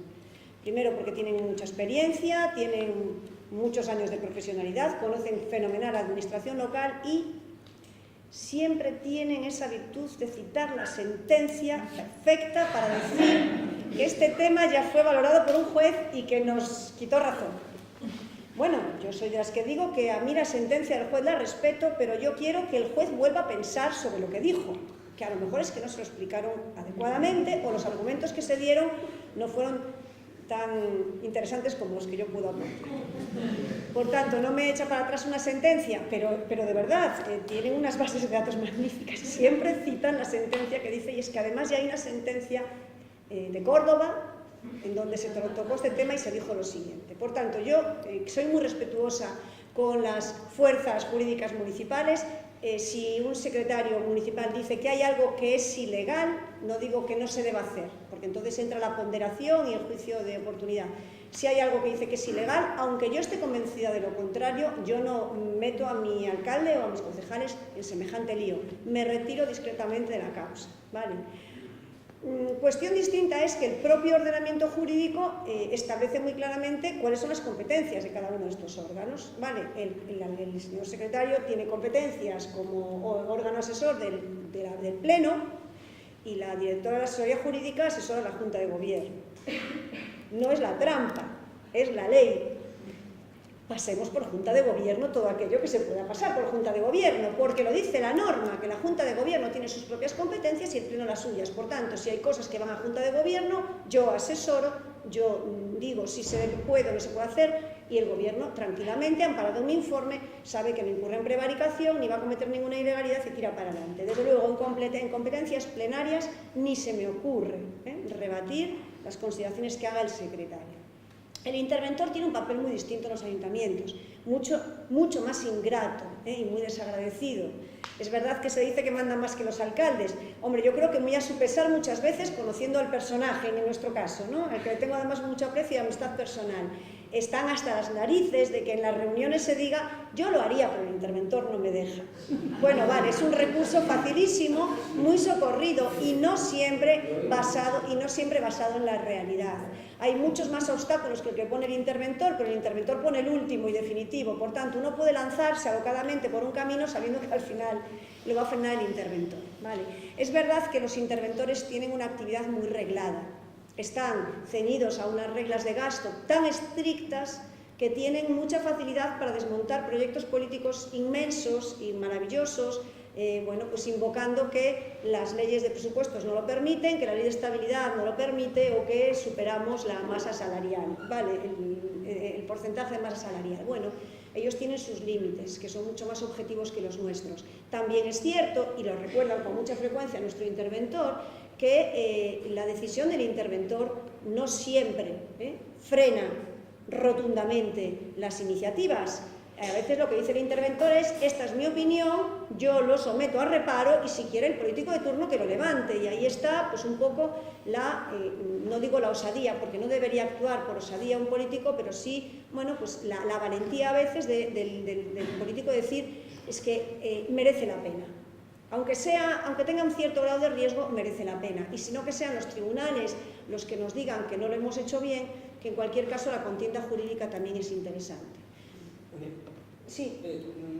Quería pasarle la palabra un poquito a... Sí, acabé. Insisto, y esto sin cuestionar, por supuesto, el papel que realizan, que digo que es esencial y muchas veces nos da un respiro enorme, porque nos ponen el freno muchas veces a cosas que por el ímpetu pues nos puede parecer que se hacen y luego caen en saco roto, quedan aguas de borraja.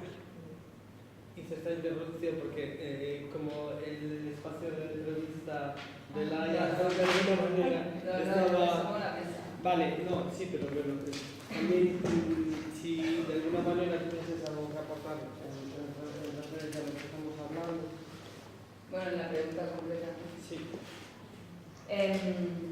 Yo me experiencia en el Ayuntamiento de Barcelona. No creo que la no mayoría en el Pleno afecten entre los técnicos municipales. O sea, ellos tienen un gobierno y el gobierno está claro quién es.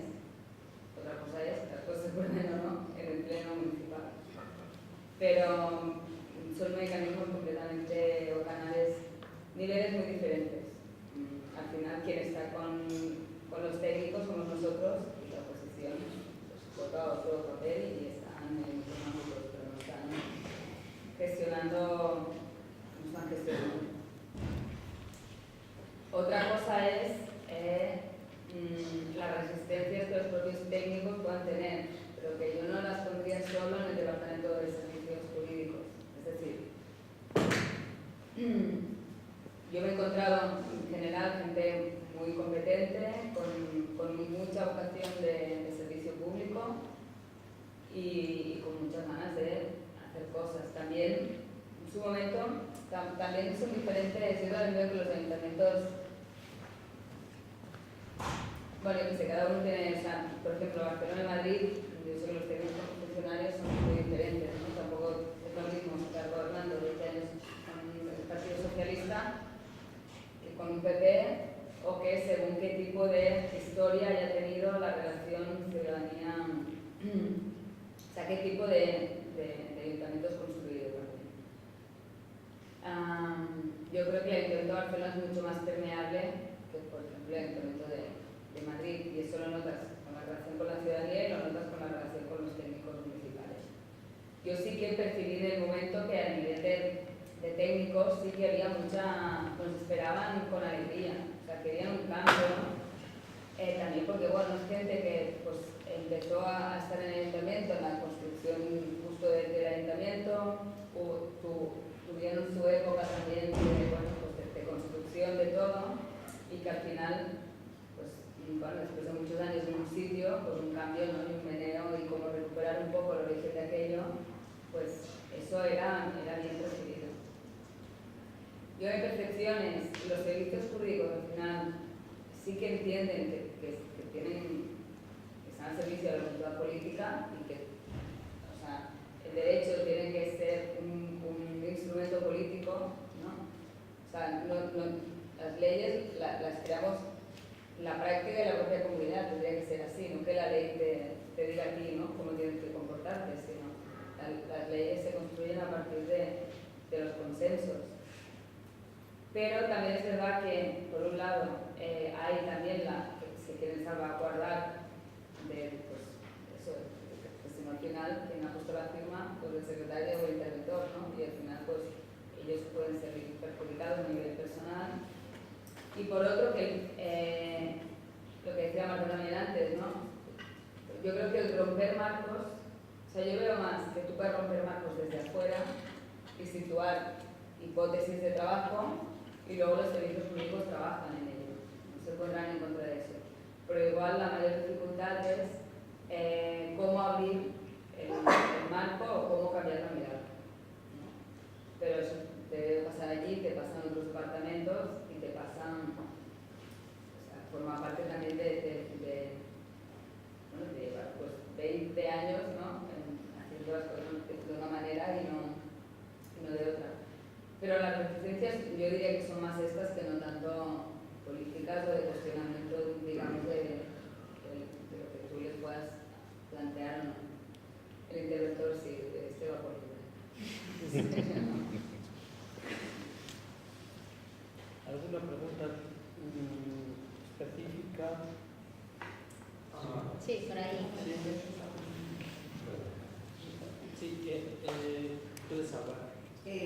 Bueno, el micro está. Proyecta. Eu proyecto, a ver, tú me va a gustar mucho hablar en castellano.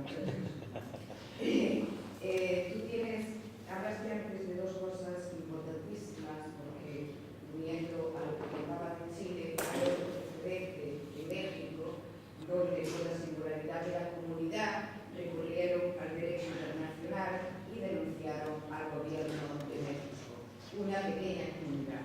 Entonces, hay dos cosas que has dicho antes que me parecen importantísimas, que uno es el impacto social y la singularidad, y esto unido a patrimonio inmaterial.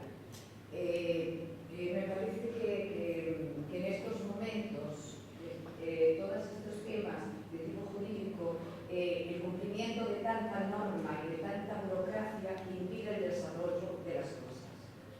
Entonces, a lo mejor es el momento, ya que han pasado 40 años de democracia casi, y hubo que hacer una serie de cambios hace 40 años, pues a lo mejor es el momento también de hacerlos. Y recurriendo a todos los derechos posibles, no solamente al derecho que nos rija en la comunidad gallega o en el concello o no sé qué, sino al derecho internacional, al derecho europeo, a cualquier tipo de derecho que esté a favor de la singularidad de las comunidades. Es decir, y en este momento creo que toda la gente que nos movemos en el campo de lo autogestionado ya formamos parte de uno, somos una comunidad. Aquí para las leyes sí que necesitas el apoyo político para que apruebas leyes desde el pleno. Y algunas leyes, estamos hablando de ámbito municipal, y allí sí que necesitas el consenso de que se han aprobado algunas, porque digo, aprobar una ley eso sí. Creo que había ahí otra pregunta, si no me equivoco. Sí. Podría aprovechar. La pregunta iría más dirigida a Laia. Yo vengo de Sardañola, un municipio al lado de Barcelona, colindante. Pero también puede ir relacionado con Martas. En el ámbito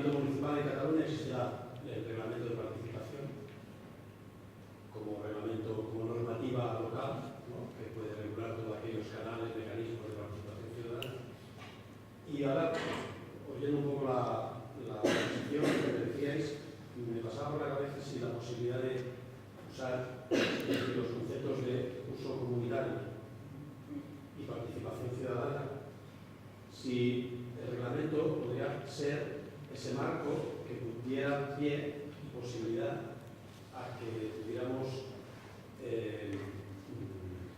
referenciar, ¿no?, un convenio o una propuesta de autogestión en base al reglamento de participación. De hecho, antes no lo he dicho que la gestión cívica se basaba en la Carta Municipal, pero también hace referencia al reglamento de participación. Lo que pasa es que en Barcelona, por ejemplo, nuestros servicios jurídicos nos dicen que el reglamento de participación no puede ser orgánico. O sea, es un... pero digo que luego las leyes tienen, y tú puedes apelar, o sea, y el reglamento de participación sí que tiene un artículo que hace referencia justamente a todo eso. El reglamento de participación se puede interpretar, no me equivoco, pero como un capítulo del reglamento orgánico municipal, ¿no? Es decir, sí, pero es peor, porque todo... Ya. Pues por eso. O sea, sí, y la gestión cívica salió de allí, pero no te da otro marco, o sea, no te abre un marco, es el marco de la participación ciudadana, y que aparte, pues también por cómo se considera participación, pues también ya te digo, tiene como 30 reglamentos antes ¿no?, que van por encima del propio reglamento de participación. Con lo cual, sí, pero no te abre mucho más. Aunque en algún municipio, creo que en San Boy están pensando en, como no tienen carta municipal, en hacerlo en base al reglamento de participación. Sí, nosotros podríamos hacerlo, pero realmente para nosotros es muy difícil modificar un reglamento en el Pleno en estos momentos. Pero yo casi iría más por la vía de, con las herramientas que nos da el vigente, busquemos fórmulas para hacer que los procesos de utilización comunitaria de espacios pasen a ser manifestación de participación ciudadana. Por ejemplo, igual que en su momento, sin tocar los reglamentos, en el Pleno se lanzaron los presupuestos participativos y fueron un instrumento perfecto para tomar decisiones más allá de lo que establecía el reglamento, bueno, pues ¿por qué no utilizar una herramienta como la de los presupuestos participativos para identificar espacios de uso comunitario, definir por los propios vecinos qué uso se le quiere dar, calificar e incluso evaluar a los proyectos que se vayan presentando a iniciativa pública por parte de entidades interesadas? Yo creo que incluso un instrumento de consulta pública a la que se le dé cierto carácter vinculante, que no sería más que un carácter vinculante político, compromiso del Gobierno de atender a sus resultados, podría ser el marco en el que realizar las primeras adjudicaciones de usos comunitarios dentro del Ayuntamiento en espacios previamente definidos en este inventario tan necesario, ¿no?, que ya se está elaborando. A lo mejor es tanto como crear una herramienta informática de participación ciudadana que nos legitime las decisiones, sin necesidad de modificar la norma. Yo creo que vosotros tenéis ejemplos muy claros de portales que hacen esa función, ¿no? Está de Civil, Barcelona... Bueno, eso es para la participación ciudadana. Para la participación y... No sí, para la gestión. Sí, pero hay algún ejemplo que combina también, ¿no? O sea, por ejemplo, en el caso del Teatre Arnau hay como un proceso que combina la cesión de gestión de usos, ¿no? ¿O me estoy equivocando? Bueno, es un ejemplo más pero la ley al final es la misma. O sea, si el Teatre Arnau se acaba gestionando de forma comunitaria por la comunidad que lo ha ido reivindicando y demás, se va a tener que basar hasta el momento en la base de gestión cívica, que sí que hace referencia a la participación ciudadana, pero que el marco legal es el mismo. Es un caso de equipamiento cultural, pero sí, vale. Me gustaría hacer una aportación simplemente, y es, siempre en estas reuniones tiramos súper alto y empezamos a reformar de la Carta Magna para abajo, y me parece que a lo mejor O sea, eso puede suceder en el medio, en el largo plazo, y vais a mantener situaciones problemáticas en un proyecto, en otro. Yo ahí en principio también soy partidario de varias cosas. Laia ha sido tibia con toda esa gente a la que yo pertenezco, con las que se encuentran cuando llegan a las administraciones. Yo soy menos tibio.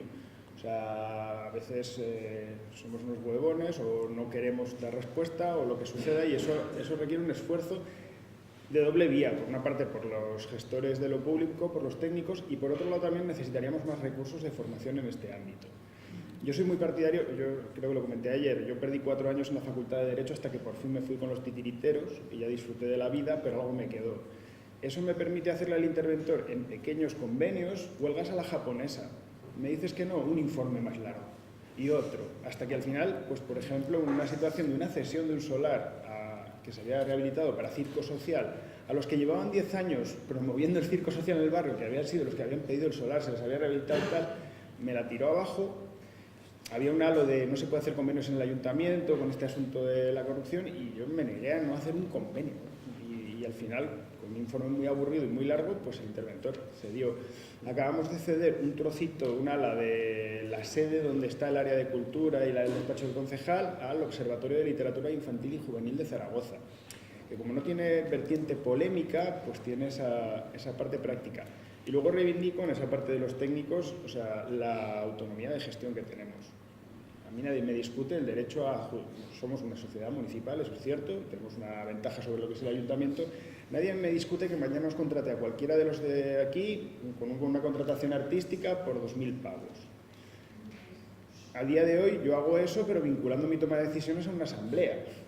Y es una capacidad que tengo como técnico. Pierdo poder, pierdo influencia, me vuelvo facilitador, lo que hablábamos, ya no soy programador, ese tipo de cosas, pero que también yo reivindicaría esa pequeña cosa que cambia la estructura de una manera mucho más fácil que llegando al pleno del ayuntamiento a estas historias, ¿no? Vamos a centrar por disculpas por si ya quedará pregunta atrás. Bueno, agradecer también esta parte formativa para los centros sociales y con propuestas, y ahí aprovecho para tirar línea a las consellerías, de que muchas veces estamos también poder acceder a esa respuesta técnica para poder interpretarla, ¿no? Y es súper importante que nosotros también tengamos esa pedagogía desde este lado, porque si no siempre vamos a estar tirándonos de cabeza. ¿Cómo que no se puede? ¿Cómo que no se puede? Para poder entender por qué no se puede, por qué otra forma juntos podemos afrontar eso, es súper valioso, ¿no? Y celebro también esta reunión por eso. Y nada, solo ya pues abrir otra pregunta más respecto a algunas de las preguntas que tuvimos después del estudio del caso de Nápoles, del asilo, que también es como, wow, fue como ver la luz, también la posibilidad, ¿no?, de lo que ha ocurrido en Italia. Aquí se nos dijo que la Constitución aquí no permitía esas cosas, ¿no? ¿Qué sabéis en ese sentido? ¿Hasta dónde habéis conocido ese proceso? ¿Hasta dónde habéis llegado? Y quizás si pudierais hacer un resumen también un poco de casa, ¿no? Pues, yo no me lo más de Sí, justamente ayer con Cristian de ellos también me comentaba, porque él está estudiando, está trabajando con la alcaldía de Nápoles, y de hecho querían hacer un proyecto europeo justamente como para que Nápoles sirviera un poco de referencia, también como para otras ciudades. Igual puedes explicar qué está pasando, porque... Sí. Bueno, en Nápoles, lo que pasó, claro, también allí, o sea, al final, lo que hace falta es la energía ciudadana, digamos. Sin la organización social, lo otro cuesta más de que exista, ¿no? Pero bueno, pues allí, pues en Nápoles hay un movimiento autónomo organizado pues desde hace muchos años y muy potente, ¿no? Y el momento ocuparon un antiguo edificio que de hecho estaba patrimonial por la UNESCO y que acaba de ser rehabilitado, ¿no? Allí en el centro de la ciudad, realmente un edificio muy grande. Y entonces, ellos lo querían justamente como equipamiento cultural. Y lo rehabilitaron también, en el sentido que construyeron un teatro, unas oficinas, no sé qué. Y bueno, cuando De Magistris, digamos, era un jurista que se presentó él solo, de hecho, no venía de ninguna plataforma ciudadana, ni de ninguna organización política ni partido, se presentó él solo en las elecciones y el movimiento autónomo lo que hizo es apoyarle desde fuera, pero sin entrar en la institución. Entonces, cuando estuvo en el gobierno, el movimiento autónomo le propuso una manera jurídica de reconocer aquel equipamiento ocupado, se llama el asilo, reconocerlo como común urbano. Y en este caso no hay un convenio, no hay una cesión directa del espacio, no hay un documento intermediario entre el Ayuntamiento y la comunidad, sino que se hizo una delibera, que vendría a ser un decreto de alcaldía, que reconoce aquello como común urbano y por lo tanto aquello lleva asociado ya de partida que aquel espacio es gestionado por la comunidad de aquel espacio, ¿no? Y que la comunidad se autorregula y que las normas las pone la propia comunidad. Entonces, a partir de allí, de hecho, se han sumado otros 7 centros que estaban ocupados también en la ciudad e incluso un edificio de viviendas que han ocupado familias junto con la PAC. Yo sé, a ver, yo ahora entiendo un poco más de derecho, no veo trasladable la realidad a Barcelona, es decir, cesión de patrimonio ya hacemos, es verdad, o sea, sí que eso me sugiere el denominar algo como común, ¿no? Y nosotros aquí pues también hemos pensado en la idea de planificación urbanística, ¿no? Que puedas cambiar o que puedas introducir una clave nueva. Pero en realidad un decreto de alcaldía es, o sea, por aquello de la sostenibilidad en el tiempo, es muy fácil de revertir. Y de hecho ahora, el interventor o no sé quién, sí que le están pidiendo como muchas explicaciones en torno a eso, que están como un poco con dificultades de poder sostener la tesis jurídica. Pero en mi caso me parece muy interesante, ¿no? Y es eso, ¿no? Es como la comunidad también, o sea, obliga al alcalde, de Manchester podría estar de acuerdo con eso, pero como a decretar aquello como un urbano. También es verdad que en la Constitución italiana sí que está el bien común, existe en la Constitución, y tiran un poco de ahí. Pues en nuestra Constitución no tenemos diferenciado.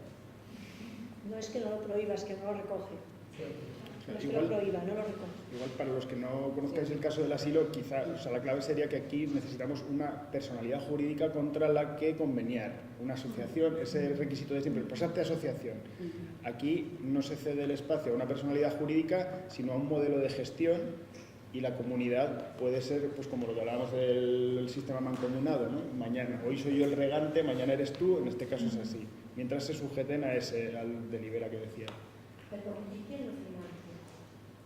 Sí, el ayuntamiento paga el conserje y el agua y la luz.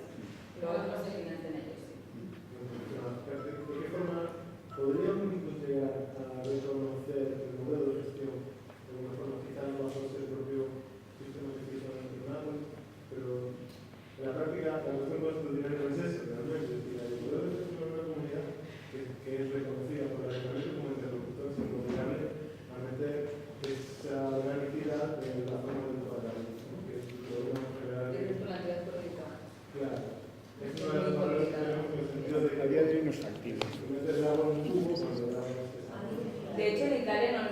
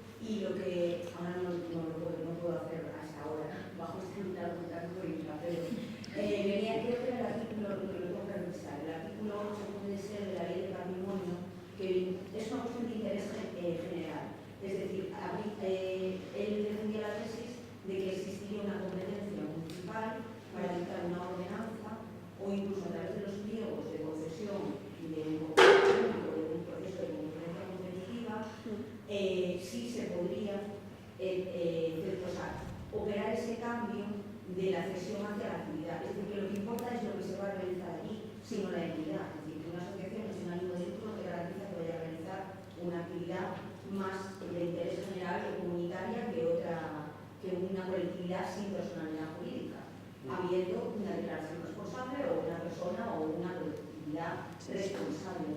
Entonces, lo mismo que decías tú, que no tanto quizá crear una forma nueva ni reconocer tal, sino la propia norma que ya tenemos, explorar qué ámbito de competencia normativa hay ahí en la parte técnica de los pliegos y en la ordenanza municipal.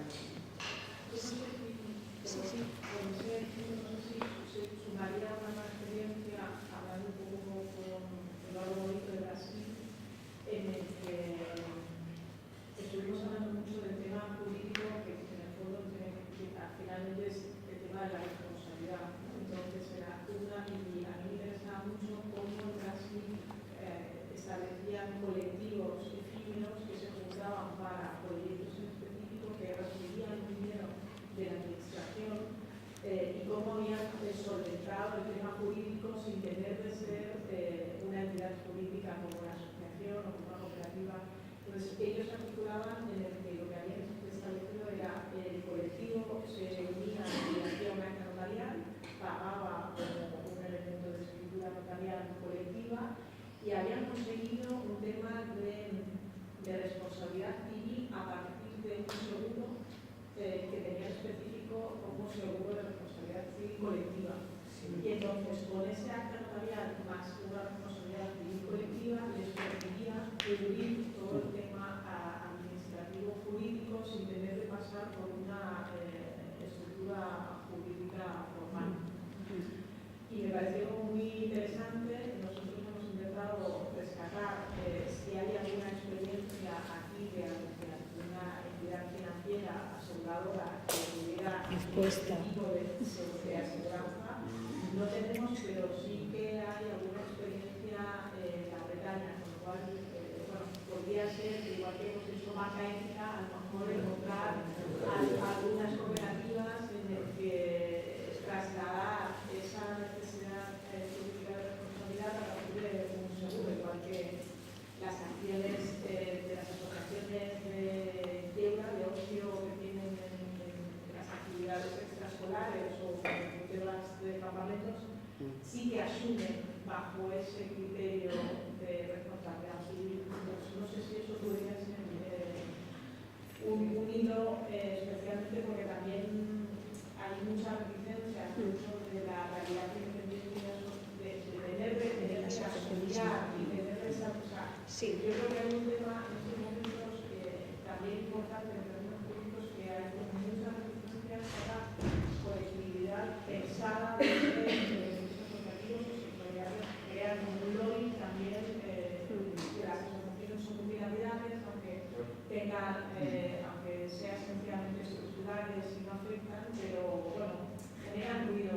Entonces, si ese escollo no nos superamos, volvemos un poco a crear estructuras asociativas para el uso, pero que no responden a la realidad donde nos estamos operando hoy y por lo tanto es como encontrar otras formas.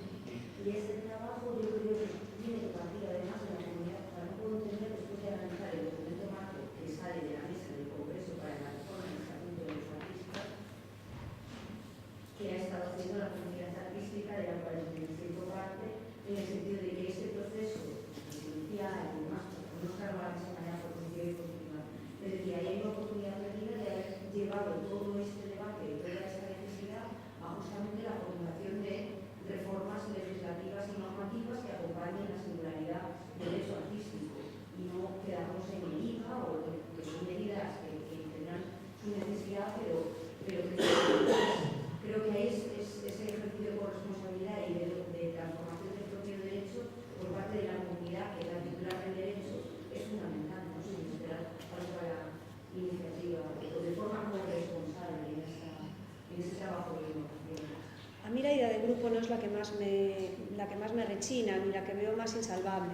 Vale, yo creo que el grupo como tal ese sí que aparece en la Constitución.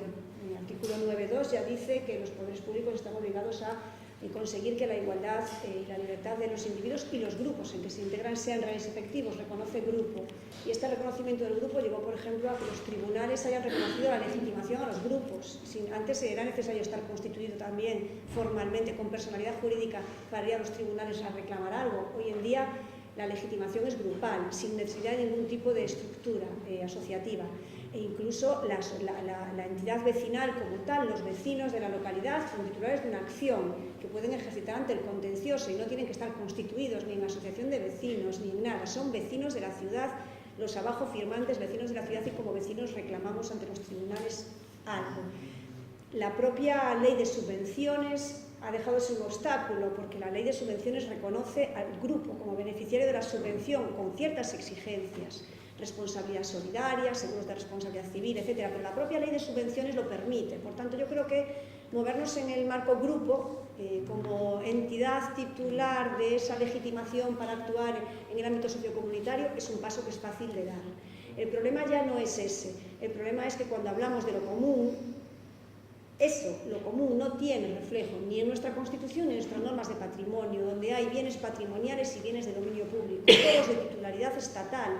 No se concibe el bien de titularidad de los vecinos, de titularidad estatal y con unas formas de uso muy estrictas. Ahí es donde falta ese tercer modo, ese tercer tipo de bien, que también estarían los inmateriales, por supuesto, el patrimonio inmaterial, pero ahí es donde falta el tercer tipo de bien, que sin ser ni patrimonial ni de titularidad demanial, sea vecinal, o sea, de la colectividad.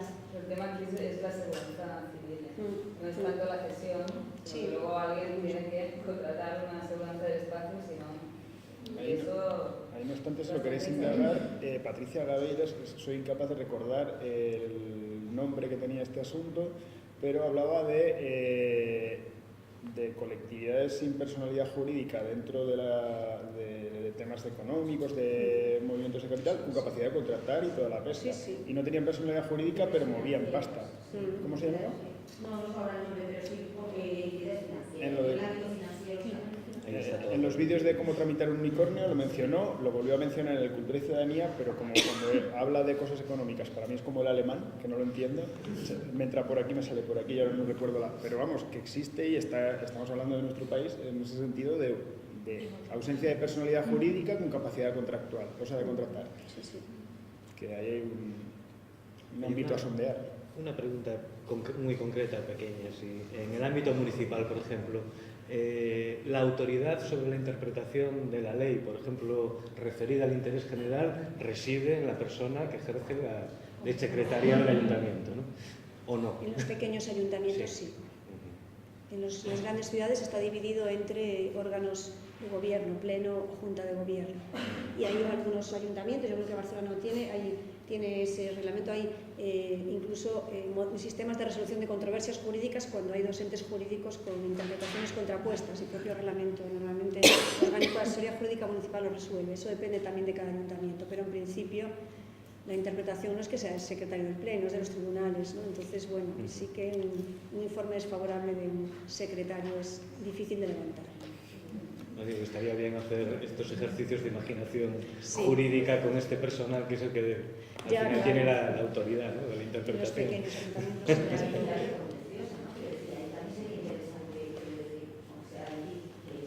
Interpretable esa misma, porque nosotros les digo, ahora vamos a ver si se puede, pues frente a una modificación estatutaria del patrón de la fundación privada, pero que es de entidad, es una fundación de la administración local.